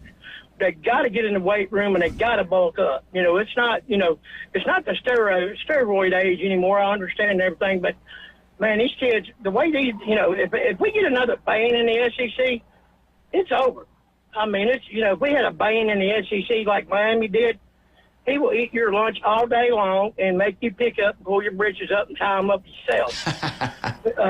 So they got to get smarter, and they got to get bigger. And I just don't know. I think the SEC this year is really going to be. I think it's going to be a toss-up, guys. I really do. It's just that freaking close. But you guys have an awesome weekend. Love on you people, and I love y'all, man. Thank y'all so much. Thanks, Robert. Well, make sure, Robert. Now, are you married, Robert? I think we lost him. He got divorced just then. No. Yeah, I mean, he's got a good point. I mean, obviously, him being a Tennessee fan, He probably was hoping Arch would. Were you hoping Arch was going to come to Tennessee? Yeah, but now we've got room for Peyton's son that is at Baylor, and in Chattanooga. Yeah, Chattanooga. He's an eighth grader, but he's a ninth grader this year. He's probably making NIL money, to be quite honest with you. But yeah, he don't need it, though. We got a 5-star running back coming out of Baylor that'll be a senior this year that's going to Tennessee. So we've got kind of like a solid feeder high school of Baylor and Chattanooga for some really good athletes. Peyton sits there. My buddy was actually eating downtown and did like a Snapchat, and it was like Peyton sitting like 3 people down from him eating at Main Street Meats, good butchery down in Chattanooga. But yeah, we got a couple of good talents. So I'm just telling y'all, I know we got to go back to it. Arch Manning is going to have himself a year. They got a $40 million roster. And I agree with Robert. Robert said it right. This year's SEC, if you look at it, Lenore Sellers, I know we said, South Carolina, but, South Carolina, before he got the concussion, they were winning. They were doing good. Missouri, look at them. You got Trinidad Chambliss at Ole Miss. You got what Alabama's going to do. They've done some different stuff. They've got some different people coming in and going. And then you got to look at Auburn's got Golish. You got a starter that played a lot of football. Byron Brown, whether you think he's going to tear it up or not, and I know you're shaking your head, the guy can play football. Obviously, when Alabama played against South Florida, they crushed him, right? They crushed him. A couple of years ago, he come into Tuscaloosa, played against Alabama. They crushed him, right? But he still moved the ball. I'm just telling you, Golish, they're going to be scary because they do have talent at Auburn. I can't remember if the score was 3-0 or 6-3 at halftime. Right. He was not spectacular. Yeah, but he wasn't. I'm just telling you. I think he's going to do good. No. But to go with my point. I think he's the most overrated on your list. I think if that's the order that's coming I don't know how he got to be 4th on this list. Oh, no. Ain't no way. But, I mean, how are you the 4th-ranked preseason SEC quarterback and you've never played in the SEC? And Levitt's 7th? Yeah. Come on. And then where's your Bama guy, 10th or 11th? 12th. Oh, my God. Hold on a second. 12th. The thing about it is South Carolina is not going to win as many games as Bama, and you know that. And we got a number 1 in Sellers, and we got a number 12 on Keelan Russell. You know what? And the thing is that when you look at these quarterbacks coming in, it's going to be, what if Florida goes and runs the table with Philo? It's not happening. What if Philo comes in and is a gunslinger that, you know what I mean? Because he didn't have his chance. Maybe they were really respectful in Georgia Tech. Maybe that's just how they do it over there. Alabama was that way. Alabama was that way with Saban. Saban did not want to bench Jalen Hurts because we were still winning football games. And I mean, Haynes King was at the beginning of the year was looking at possibly going to New York. So what if you got a Florida Gator team that comes in that's just hungry with Philo or Tremel Jones, and then you got Lenore Sellers, then you got Trinidad, then you got Austin Mack or Keelan Russell, and then you got John Mateer, then you got Arch Manning. I mean, that's who's the Texas A&M guy? Marcel Reed. He's still there. Yeah. He's got experience in playing in big games. I mean, I don't know. You tell me, because I don't know. And I get it. You got. But people, if you told me all those names and you asked me if Byram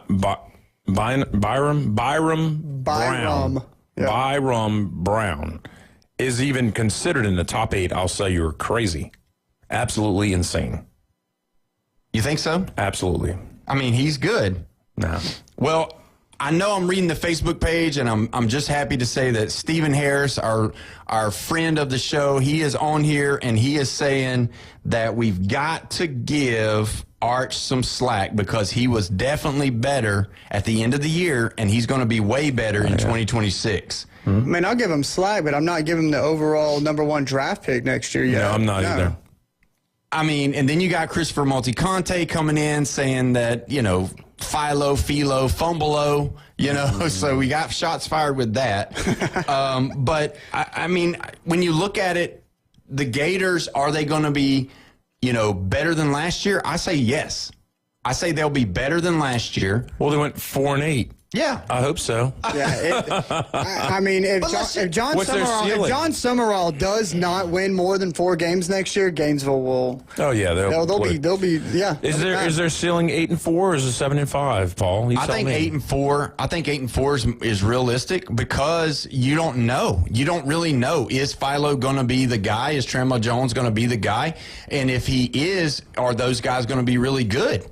And that's the thing, like, because you got people like, you got Missouri, you've got Georgia. No, they've got their guy coming back. I'm just talking about new starters. New starters. Okay. Yeah, you got Georgia, you got UK. I mean, you got Missouri, you got UK, you got Alabama, Kentucky, LSU. All these guys are new starters. Vandy.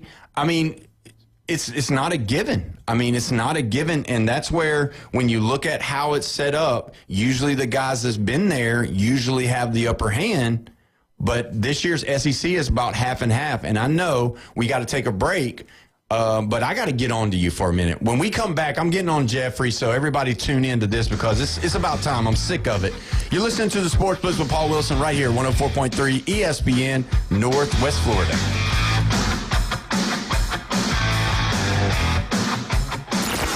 Reach out and smack someone. Call or text now. 850-215-6290. The Red 17 Studio Line. She's all you ever wanted. So this Valentine's, 104.3 ESPN Northwest Florida is giving you more of what your heart desires. College basketball. At the buzzer! First, it's Florida versus Kentucky. Tip-off at 1:30. Followed by Auburn at Arkansas at 7. On your home for college basketball. 104.3 ESPN, Northwest Florida. Good evening. This is Joanna with your latest forecast on ESPN Northwest Florida. For tonight, clear and a low of 52 with wind 3 to 7 miles per hour out of the east-northeast. Some sun tomorrow morning, a gentle breeze and quite warm near 65. Partly sunny and 68 in the afternoon and evening. 66 and slight fog most of the day except a chance of thunderstorms in the afternoon and evening Sunday. This is your Friday's weather brought to you by Earthworks of Northwest Florida. Thank you for keeping that dial at ESPN Northwest Florida. Rely on it. Los Rancheros has been doing it right for 20 years. Los Rancheros brings a top-shelf dining experience to you with the opening of their beautiful new building. Watch all college and pro games on Los Rancheros' 14 large-screen TVs with great drink specials daily from 2 to 5 and during all the games. Los Rancheros, the place for live sports and great food on 23rd Street between Jenks and Harrison. Full residential and commercial projects from start to finish. Wheelhouse is ready to help. From the moment you have the thought to build to the moment you step through the front door of your finished project, Wheelhouse Consulting and Engineering will walk you through all of your aspirations. Engineering, site plans, live architectural design, construction, 3D rendering, permits, and more. Wheelhouse Consulting and Engineering, 850-896-6597, 850-896-6597, and online at wheelhousedba.com. Panama City, Lynn Haven, Callaway, 30A, Santa Rosa, Freeport, Mexico Beach, Port St. Joe, Youngstown, Blancstown, and Yorktown. The Sports Blitz with Paul Wilson. The locals love it. Dominating the dial at 104.3 ESPN Northwest Florida. We are back. We're live and local right here at 104.3 ESPN Northwest Florida, your spot for college basketball. Don't forget tomorrow, Florida versus Kentucky at 1 o'clock. And then we got Auburn at Arkansas, 7 o'clock. Right here at 104.3 ESPN Northwest Florida. Don't forget you can also call in and be a part of the show, 850-215-6290. We got Jeffrey and Tennessee Brandon in the house, as well as Bone Crusher crushing the ones and twos. And we're talking about these quarterbacks, and we're talking about the Florida Gators, and we're talking about whether or not Philo's going to be the guy or who's going to be the guy. But really, when you look at it, Brandon's looking up the schedule for the Gators, And there's a 3-game stretch there that really, I know there's a bye week after Texas. So you go from Texas, you get a bye week, and then you go Georgia, Oklahoma. So really those 3 games are going to really be very important. If you go 0-3 right there, you don't really have a lot of extra stuff that you can do for it to be considered a success. Yeah, I mean, just think about it. I mean, it's kind of like a wild card. Depends on how Missouri and South Carolina are as well. Because if they turn out to be anything, they'll have to go Ole Miss, Missouri, South Carolina, Texas, Georgia, Oklahoma. I mean, what a stretch that'll be if those 2 teams are good. You know what I mean? Thinking Ole Miss is going to be good, right? Jeffrey, are you in on that? Are you thinking Ole Miss is going to be good? They're not going to be Ole Miss from Lane Kiffin last year good. I mean, a 9-win team probably. 9? You think so? 9? Yeah, potentially. Jeez. You think 9? You think Ole Miss gets 9? Yeah, 9-3. Wow. They've done it the last 2 years in a row. Yeah, but they had Lane Kiffin. Yeah, I know. And they got a fresh coach who's already under scrutiny. Yes, you got some familiarity with your players, but you got all new coordinators. That's what I'm saying. Like, I don't think so. Give me 8-4. I mean, obviously it's only 1 game I'm about to say it's not like we're worlds apart. I know, but I don't see them getting the 9 wins. But okay, so is this a team that 11-1 last year? Yeah, this year they just ended. Yeah, 11-1. Yeah, went to the playoffs, won a game, then won 2 games. Lost to Miami. Oh, that's true. They did. They beat Georgia in the second round. Yeah. Wow. And then they played Miami, and they got lucky to be in that game. They were lucky to be in that game, but Miami's possibly the number 2 team in the nation. Yeah, they were. And you're telling me this team's going to struggle to get to 9-3? Yeah. I don't know, man. I do. And the quarterback's back. Yeah, the quarterback's back and the running back's back. And their schedule is probably lighter, I don't know. Let's look up the schedule. Look that up for us, Brandon. But the reason why is because the coordinators. The coordinators matter. Look at what the NFL does. Play call. Yeah, play calling, and you got the coach on defense that's going to be his primary duties, the head football coach, and that doesn't work. I don't care what Pete Golden's trying to. I'm a football coach, whatever. But you're not going to be able to call the defense and just throw the offense to some guy from East Carolina. East Carolina guy is coming over to be the offensive coordinator for the Ole Miss. So, I mean, let's draw a play in the sand and just let Trinidad run around and hand it off to Keywan Lacey, and then that's going to be our year. So what we got on the Ole Miss? So, they're going to open up with Louisville. So possible loss right there. Boom. Come on, Louisville. Get in there, Cardinals. It's in a neutral place. It's in Nashville. So I think a lot of these teams We'll get Coach Jeff Brougham on before that week. The week of the Ole Miss game, we're going to get Jeff Brougham on there. That'd be a good interview. Yeah, that's what's going to happen. I'd love to hear that. Yep, it's going to happen. And then they have Charlotte. Should be an easy win. Yeah. Then you're going to have to go through the SEC gauntlet. You got LSU. That's going to be the game of the week. In Oxford. That's going to be the game of the week. Yeah, Lane Kiffin's going to get stuff thrown at him in Oxford. It's going to be ugly. Yeah. I mean, he's a going to night have game. to walk with a bubble on. It's going to be a night game. Y'all started it. Mustard and golf balls. Oh, hey, it's happening. He's got to come to Tennessee, too. Don't worry. This year? Yeah. We got plenty for him. Because LSU. I see what you're saying, yeah. So, so we got LSU, Florida, and then you have Vanderbilt. Then you have Missouri, Texas, Auburn, Georgia, Oklahoma, another cupcake with Wofford, and then Mississippi State. Okay, go back a little bit. So you got Texas, Georgia, Auburn, Georgia, and Oklahoma. That could be a 1-3 right there. That could be 1-3. That could be 3 losses. So, say that. So then they got to beat LSU. They got to beat everybody. They got to beat LSU. They got to beat everybody else. If they lose to Texas, Georgia, and Oklahoma. Mm-hmm.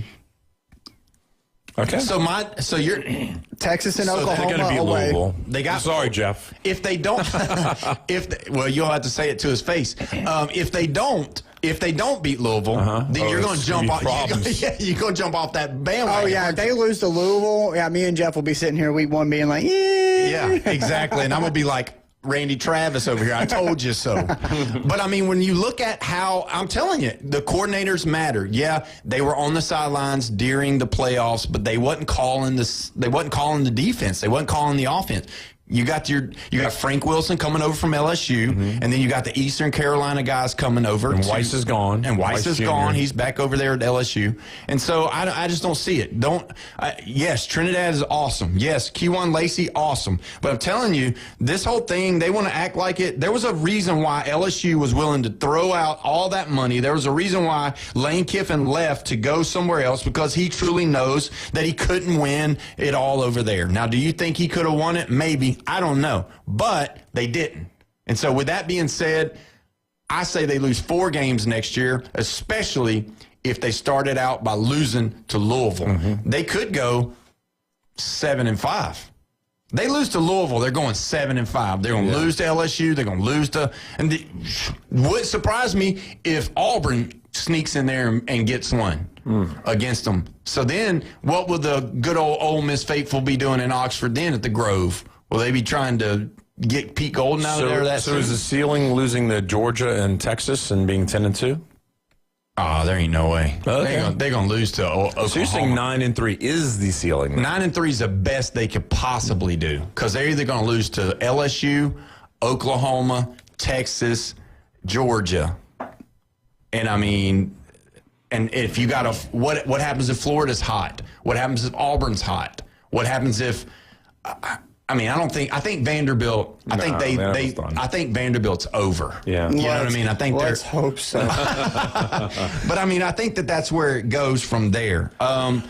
So Jeffrey, let's get this bone that I need to pick with you. So, back when 2 years ago, when we had the playoffs and Arizona State made their run, and you were, wanting to make Scadaboo the governor and make Sam Leavitt the president and all of this stuff. And now you guys have Sam Leavitt at LSU. Okay. All right. I don't know if you watched any of the games. Yeah. Okay. Yeah. All right. So if they didn't hand the ball off to Scadaboo, a lot of times they threw the ball to Scadaboo. All right. Yeah, they were in the flat a lot, but it wasn't always Scadaboo. Yeah, but they were in the flat a lot. Yeah, they were in the flat. And so with that being said, I don't think Sam Leavitt's going to be the savior. I don't think he gets invited to New York this year, and I'm not so sure they're just going to turn it around just because Lane Kiffin come to town. So before you get all excited and pumped up about Sam Leavitt, I have to hear it all year, because they probably open up with somebody like Davidson, a basketball school, where Steph Curry went or something for their first game, so they're going to score 73 points. But you gotta pull it down a little bit. You love this Sam Leavitt guy. You've been just kind of. I can see like you're just like it's almost like it's Valentine's Day with you and Sam Leavitt all the time, because every time we start talking about Sam Leavitt, there's a brightness that comes. There's hope, because I didn't have hope with Nussmeier, and you tried squeezing it out of me. Oh, you gotta love your man. Come on, you love Nussmeier, and I didn't budge. I wasn't going all overboard about Nussmeier. You liked him at the beginning. I am about Leavitt, though. Okay. I am. Yeah, you obviously open up with Clemson. That's a rematch of last year. You lose that one, you're in trouble. That one's in, I'd say, Tiger Stadium. But I know what our schedule is. I can tell you the whole dang thing. It's a tough schedule, too. All right, let's go. Let's see what we got. All right, so Clemson opening up. I would have believed that they're going to be better next year than they were this year. They'll be better. They got a fresh new starter, though, but we'll see. Then you got Louisiana Tech. Oh, yeah, La Tech. Obviously, the Ole Miss game, and then Texas A&M. A&M's going to be tough again. It could be 2-2 at that point. Lose to Ole Miss and Texas A&M. Yeah, that's trouble. Then you've got a stretch that includes Marcel Reed, but you have McNeese, Kentucky, and Mississippi State. So those are 3 wins in a row. 5-2. All right. At the worst. All right, and then so on my birthday, y'all will be playing Auburn on October the 24th. Them. So sorry, Auburn fans. I don't know. All right, and then here comes y'all stretch. Alabama, Texas, Tennessee. Yep, that's the stretch, and it's at Tennessee. Yeah. And two of those three are at home, though. You've got Alabama, Texas at home. Yeah. And you could have trouble at Arkansas. Nah, I'm not worried about them. And then who do they end up? That's who they end up. Yeah, that's who they end with is Arkansas. Yeah. I mean, so worse is 7-5, because you lose that Ole Miss and the Texas A&M game, and if you drop those 3 games in a row, ending with the Tennessee game, right? You're 7-5, and that's the worst you're doing. Yeah. What do you think? 9-3. You think it's going to be 9-3? I think it's going to be 9-3. That's not the ceiling. That's what we're going to do. You think there's a chance because you I think we're going to be Alabama. We're going to be on the outside. We're 9-3 is not going to get you in the playoffs. Not with a 12-team playoff. No. Do you think that Alabama, with them being kind of on the outskirts right now, so to speak, even though they made the playoff, do you think Alabama is a winnable game right there with a new starting quarterback going into the middle of the season in October? No, that's the problem. I would rather play them in the beginning of the season. I'd rather get Alabama before they got all their boys set and got, settled into a comfortable, way that they're going to do things. What is that the game you're more worried about, or is it the Tennessee at Tennessee?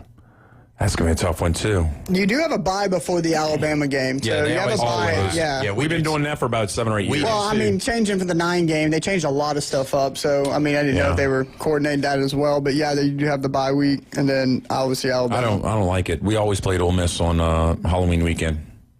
Yeah, that's true. Yeah. The biggest game of the SEC season at the beginning is going to be that Ole Miss LSU game. Yeah. And it's going to be because Lane's coming back to town. It's going to have national attention. You're going to have people who aren't fans that are watching that game because of the national media attention that Lane drew when doing this whole thing. And if you look at that game right there, that's the one. Really, for both of those teams. Ole Miss whoever wins or loses, it's going to either catapult or it's going to decline. Yeah. If Ole Miss wins that game versus LSU, that Georgia game for Ole Miss is going to be massive. It will be. Huge. And then Texas is not playing Georgia this year, I don't believe. So that might be the big game of the year again. Because when Ole Miss went in there this year, they were undefeated. I'm going to make a statement. You're going to freak out probably. What is it? Georgia's probably going undefeated in the regular season. Yeah. Not with 9-game SEC schedule. I don't think we'll have any undefeated teams. And as tough as our schedule or our SEC schedule is, there potentially could. You beat the right people, I think a 9-3 could get into it as hard as these schedules are. Yeah. I'm curious to see, though, how these guys are going to do because of all the new quarterbacks. You never really know what you've got when you're looking at these new guys coming in. Out of all the new guys coming in that are fresh, that are just first-time starters, it's kind of a toss-up because you don't really know if Austin Mack's going to beat out Keelan Russell. No. You don't really know if Trammell is going to beat out Philo. You don't really know. What's Tennessee going to have? That's the other part. Right now, we have a transfer, we have a true freshman, and we have a redshirt freshman. So, all over the place. Yeah, really all over the place. Really pending with Joey. And Missouri got the transfer from Ole Miss, right? Yeah. Yeah, that's another located person. Yeah, so there's a lot of stuff going on. But let me just say this. The mic sponsor today is Humbert Diesel and Auto Repair, 1504 County Road 390, Lynn Haven. Their phone number is 850-630-0766. They are your custom dealer for diesel. They know what is going on. And the one thing about you guys that we always say is local. And these guys are local as well. They know exactly what to do with the diesel because not just everybody, and you know this, not just everybody can work on diesels. Yeah, diesel mechanics, diesel work is takes a lot of experience and takes some know-how. That's what makes those guys really good. Yeah, so Ty and them do a great job. And then also, I wanted to mention this because we had shared this. Don't forget, ESPN Northwest Florida also has a app. So ESPN, all you got to do is put in ESPN Northwest Florida, download the app, and I think Bone Crusher, they're going to be available to win a opportunity to win a gym. Is it Jersey Mike's? Yeah. Certificates to win Jersey Mike's. Yeah, Jersey Mike's is so good. Yeah, and the thing about Jersey Mike's is when they make their subs, their subs don't come in plastic bags that are assembled somewhere else. They bring the meat out for you and slice it right there in front of you while they're making it. Good old deli meat. So it's legit, right? So that's the deal. They make it. It's called Mike's Way. Toppings are perfect. You don't have to think about all these different variations. Just say, get a Mike's Way, and if you go open the ESPN Northwest Florida app, smash the contest button, your chance to win. Boom. There you go. Now, Recommended Collision Center. They are your spot. They're not just a body shop. No, they're a collision center. What does that mean? Have you ever seen a vehicle? I saw one on the way here today, early. There was a vehicle parked in the middle lane, and it looked like disaster. And I'm just thinking, how in the world? I mean, you know, we growing up, we all heard the story about Humpty Dumpty. And there's no possible way when an egg gets cracked, Humpty Dumpty, how are you going to put Humpty Dumpty back together again? Well, if you look at some of these vehicles, how in the world can you put the vehicle back together again? I mean, it's all cracked up and broke and smashed, and it's one side looks like it's winking at you at the car, and it's like, gosh, what in the world? Brandon, how do you guys do that? Man, I'll tell you one thing. Recommended could put Humpty Dumpty back together again. I promise you. It'd be structurally safe. The integrity would be wonderful. It looked like it never happened, and that's what we try to do. You know, so next week we're actually getting our new state-of-the-art frame machine. So we're going to be able to straighten frames, be able to put, you know, large vans, dualies. They don't make these cars and trucks any smaller anymore. So we are keeping up with the state-of-the-art technology. That's what we do over there, Recommended. And it doesn't matter if it's your 09 Impala or your 2026 Chevrolet Corvette C8. We fix it all. We're not afraid of it. So you come in, let us talk to you, get a feel. You'll know very quickly that we are, you know, family oriented. We're local. We care. I give you the same advice that I would give my, you know, sister, my mother, my grandmother, my uncle, my cousin. I'm a businessman. I'm in business to make money. However, I want to make sure you're doing the right and correct thing. And we're transparent. We'll let you know, hey, we do it this way. It's going to be this. We work with what you're able to do. It's not just like, hey, it's my way or the highway. As long as me and the customer can come to an agreement, we can get things fixed out. And the thing is that the estimate's free. Like, you can get your free estimates. You can get your estimate. Free estimates. And if you want to do it, fine. You want to take your estimate and go somewhere else and see what they do. Right? Yeah, 100%. Or if they want to bring their estimate to you, you can look at it and tell them the truth. Yeah, so I got to get the socials up, but I'm trying to start to make it easier for estimates. You know, I don't necessarily like doing picture estimates. They're not as accurate as in-person estimates, but there are some people that may be on the west end of the beach, or they're elderly and can't get out, that would want to get their car fixed but can't necessarily just get out and go to a body shop. Trying to start a service where I can do, email or text or do some kind of mobile estimating to try to help that part of the community that isn't able to get out and come down to 1329 Jinx Avenue, you know? So if you got a call, you need a special request, just give me a call. Yeah. 850-763-2471. We will work with you. We're super flexible, and, I just want to work with you like I'd want somebody to work with me. Yeah, and they don't do AI. Because, that ain't going to work, right? It's like you do AI on your phone and try to do all that, and then when they try to put your fender on there and find out it's a 3D printed fender. That ain't going to work. Well, Brandon, what's like the most memorable customer that's come in the past couple of weeks that kind of stuck out in your mind? Oh, I'm trying to remember, man. I showed up with my bumper under my arm, was that?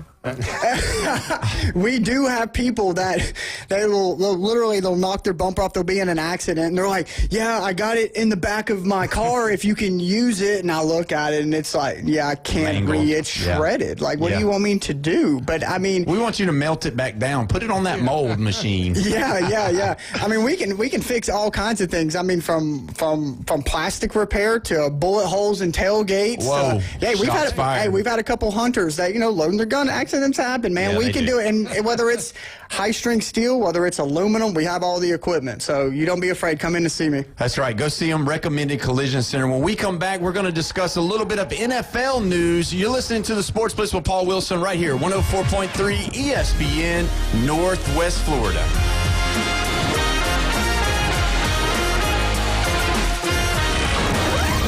Taking your hot takes, rants, and takedowns.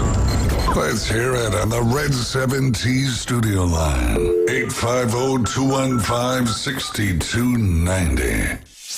ESPN Northwest Florida.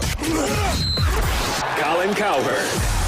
I preached last week, Stafford should be the MVP over Drake May. And I said the reason is every time Matt Stafford walks to the line, he understands the why. Drake May is still trying to figure out, as I said last week, the what.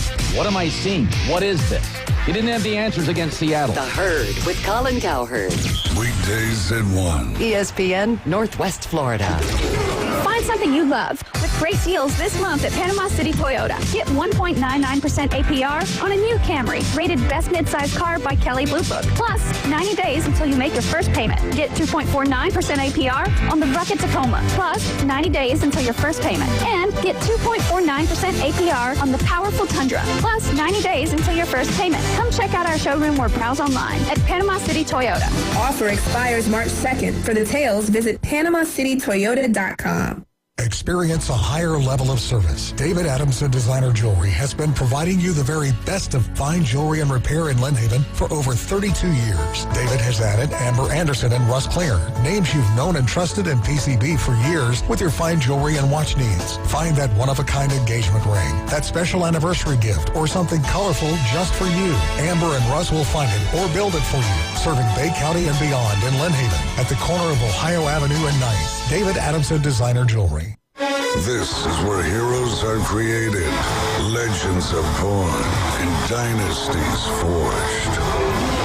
The Sports Talk Master, ESPN Northwest Florida. Now back to the Sports Blitz. Welcome back. You're listening to the Sports Blitz with Paul Wilson right here, 104.3 ESPN Northwest Florida, your spot for college basketball this weekend. Don't forget, tomorrow, Valentine's Day, Florida versus Kentucky at 1. And then we've got Auburn at Arkansas at 7 o'clock. Don't want to not say this, guys, but the SEC is the only conference in NCAA baseball history to win 6 straight national titles. With that being said, today LSU is the day of the first day of baseball season for the college. And LSU's playing at home. Oh, my God. At Alex Box Stadium. Okay, so let's look at them. Let's look who they are. LSU's won 2. 2 what?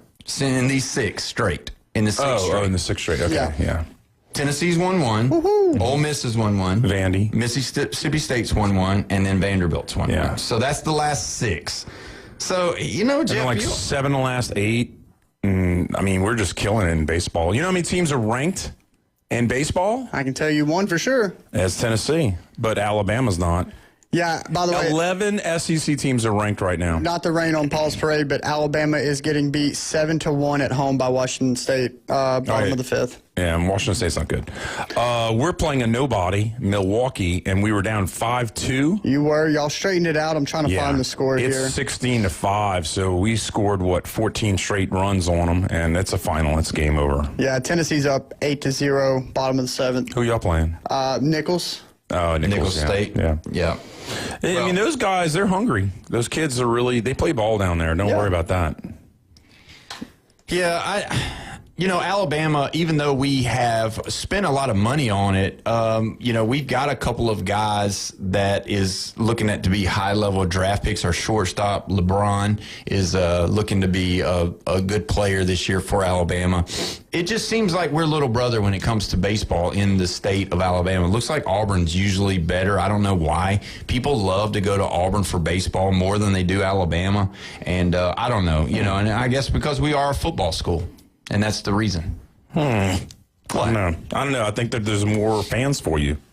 So I think that you should be good at other sports. I think they've always been. We are good at other sports. They're the redheaded stepchild, Auburn is. Oh, I thought you were talking about state. Alabama. But Alabama's better at basketball than LSU. Auburn, yeah. No, than LSU. Yeah, Auburn than LSU, yeah. Both of them. Yeah. I mean, but Auburn should be the second place team in that state, every sport. Yeah, but I mean, let's just except for golf. Let's talk about LSU for a second, though. Can we go ahead and say that with the way you guys have been playing football lately, and the way y'all been playing basketball lately, LSU's a baseball school. Yeah, it is.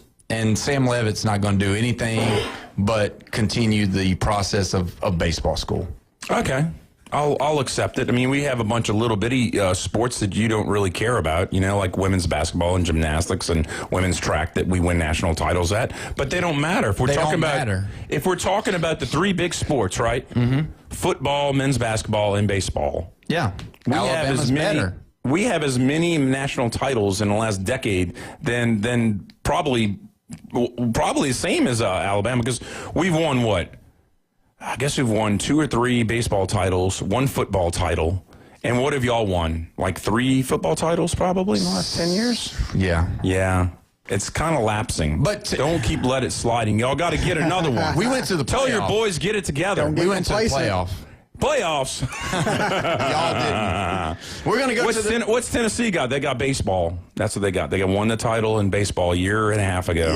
Yep. They got to get their stuff together, that too. stuff together real quick. Well, and, they made good in basketball, too. I mean, Final 8 last year. Yeah, I mean, Rick Barnes is doing a good job. There has been multiple years where we're the only SEC school ranked in football, baseball, and basketball simultaneously. Yeah. So, I mean, there have been multiple years of that. And, we're overall great, just not excellent in anything particular besides baseball that 1 year. 2 seed last year, right? Was it 2 seed? Yeah, 2 seed. 3. I think it was. Y'all beat Kentucky in the Sweet 16. That's a big deal. I think we can't make it past the Elite Eight, though. Yeah. Yeah, that's true. We're going to go ahead and go to the Red 7T's phone line. We got a mystery caller on the line today. How you doing there, mystery? Doing pretty good. I was listening to your show earlier, and you made a comment about the great state of Mississippi. Okay. I did actually. Mississippi and Louisiana is kind of the same. No, they're not. I corrected him. Not only is he trash talking the neighbors beside us, Louisiana, but he wants to trash talk the state that his brother, his sister-in-law, and his niece and nephew live in right now at this very moment. Can you believe that? And that's Paul Wilson's going to trash the state of his own brother. That's my brother on the line right now. And he's bigger than me. So, I'm really sorry about that. You better be glad I love you, because you got a whole state full of Mississippians probably coming to raid Florida right now, Northwest Florida, 103.1 FM. Yeah, well, I'll tell you this. I didn't think before I spoke. I was really frustrated with Jeffrey. And so with that being said, I apologize to you. I don't apologize to Jeffrey, and he's sitting in front of me. But I do apologize to you because I love you, little brother, little big brother. I love you too. And big little brother. But yeah, you're right though. You're right. And Jeffrey, he does like to talk bad about the state of Mississippi though. He does at times because I think he's got a little bit I've heard him make comments. Well, yeah, my dad's from northern Mississippi. And my dad has a lot of good jokes about Mississippi, and it's kind of accurate. It's kind of accurate most of the time. But if I were to say that Louisiana, Illinois, and New York are the 3 most crooked states in the United States, is there a possibility that Mississippi or Alabama could be number 4? Well, I'm from one of them, and I currently live in the other, so no. That's right. Have you been to San Francisco lately? Oh, yeah, California's pretty damn. Minnesota now is in the running. Wow. Nah, I just wanted to call and mess with y'all. Appreciate you having me. Well, we appreciate you too, and baseball season is getting ready to fully go, and I know you guys sometimes come over, so when you come over, maybe you can come on the show and say hello to everybody.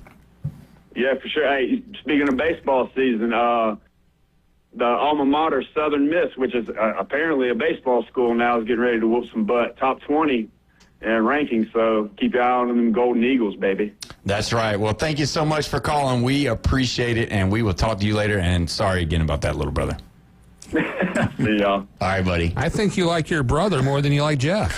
I don't. Well, my brother is. No, he's a big brother, so I'm the little brother is what he's trying to say. So he has to get on to me and straighten me out. Yeah, my little brother does CrossFit, and he's big. So, I mean, I took care of him. I'm 9 years older than him, so it was almost like a father thing growing up. I would take care of him and stuff. And so with my dad, he worked some shift work, so a lot of times I was the one taking him to practice and stuff like that. So you weren't showing him wrestling moves? Yeah, I mean, my brother choking him out in the living room. Well, and he loved wrestling. How old was he when he could take you?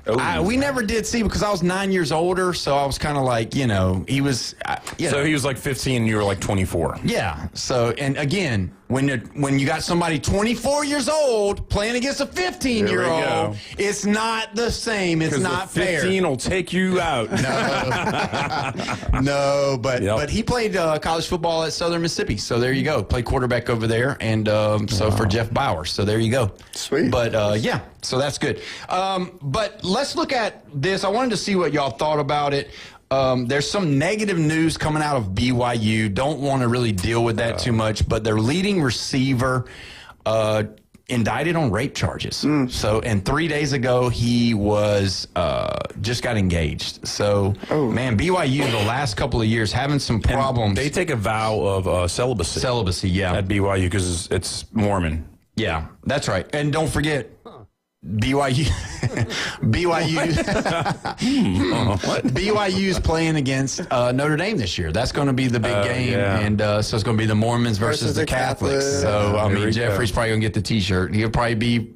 You were for Texas Tech all year. You talked them up and talked about how great they were, just like Scattaboo and Levitt. You say like one sentence, and you're like, "Oh, you're locked in on that team. That's their team. Okay, can't change." Let me ask y'all this real quick. Obviously, Francisco Mendoza being the number one pick. Out of all of these guys that I'm about to name, I want to know who y'all think is going to have the best shot at having the second best opportunity to play in the NFL. Drew Aller, Luke Altmaier, Carson Beck, Jalen Daniels, Joe Fagnano, Taylon Green, Haynes Keene, Cade Klubnik, Bayron Morton, Garrett Nussmeier, Cole Payton, Sawyer Robinson, Ty Simpson. Who you think? I'm going to say Carson Beck. Just the stature, the 7 years experience, being able to play on, and on the national stage, his more than out once. There, more than once. So yeah, I mean, I think he'll have a good opportunity to go to a team that really needs help and probably get a chance to start sometime soon. I thought you had Jaden Daniels in the middle there. Jalen Daniels. Jalen, not Jalen. Yeah, Jalen. I was going with him. I was like, that's a definite. But actually, I'll go with Carson Beck also. I hope that he learns from his mistakes, which are, in times of crucial fourth quarters. And I think that, he's going to get the best shot. It all matters about what team you're with, though. Yeah, I was going to say the Jets. We've seen that. The Browns. Cardinals, maybe. Cardinals. Yeah. Even Miami, they're not solidified in what they're doing with Tua or with Quinn Ewers. I don't think Quinn's the answer. Yeah, what if J.J. McCarthy at the Vikings doesn't work out? Yeah. Either way, that's a good point. I don't think J.J. is going to do. I know Ty from Humbert Diesel, he is not high on J.J., and he loves Michigan. So either way, we've done it. Make sure you kiss your wife or your girlfriend tomorrow. Wish them a happy Valentine's. And I would like to say happy Valentine's to my wife. I love you, baby. But either way, we've done it. We'll be back on Monday, stronger than ever. Have a great weekend, everybody. You've been listening to the Sports Blitz with Paul Wilson right here at 104.3 ESPN, Northwest Florida. 104.3 ESPN Northwest Florida. It's the Rich Eisen Show. This is not a game plan issue. This was not a play calling issue. Bubble screen this, quick game that. It didn't matter. And Drake May clearly isn't 100% healthy. And Drake May had a bad day at the wrong time. Yeah. And part of it is because he wasn't protected. And if you cannot protect, it is a wrap. The Rich Eisen Show. Weekdays 11 to 2. ESPN Northwest Florida. Good evening. This is Joanna with your latest forecast on ESPN Northwest Florida. For tonight, clear and a low of 52 with wind 3 to 7 miles per hour out of the east-northeast. Some sun tomorrow morning, a gentle breeze and quite warm near 65.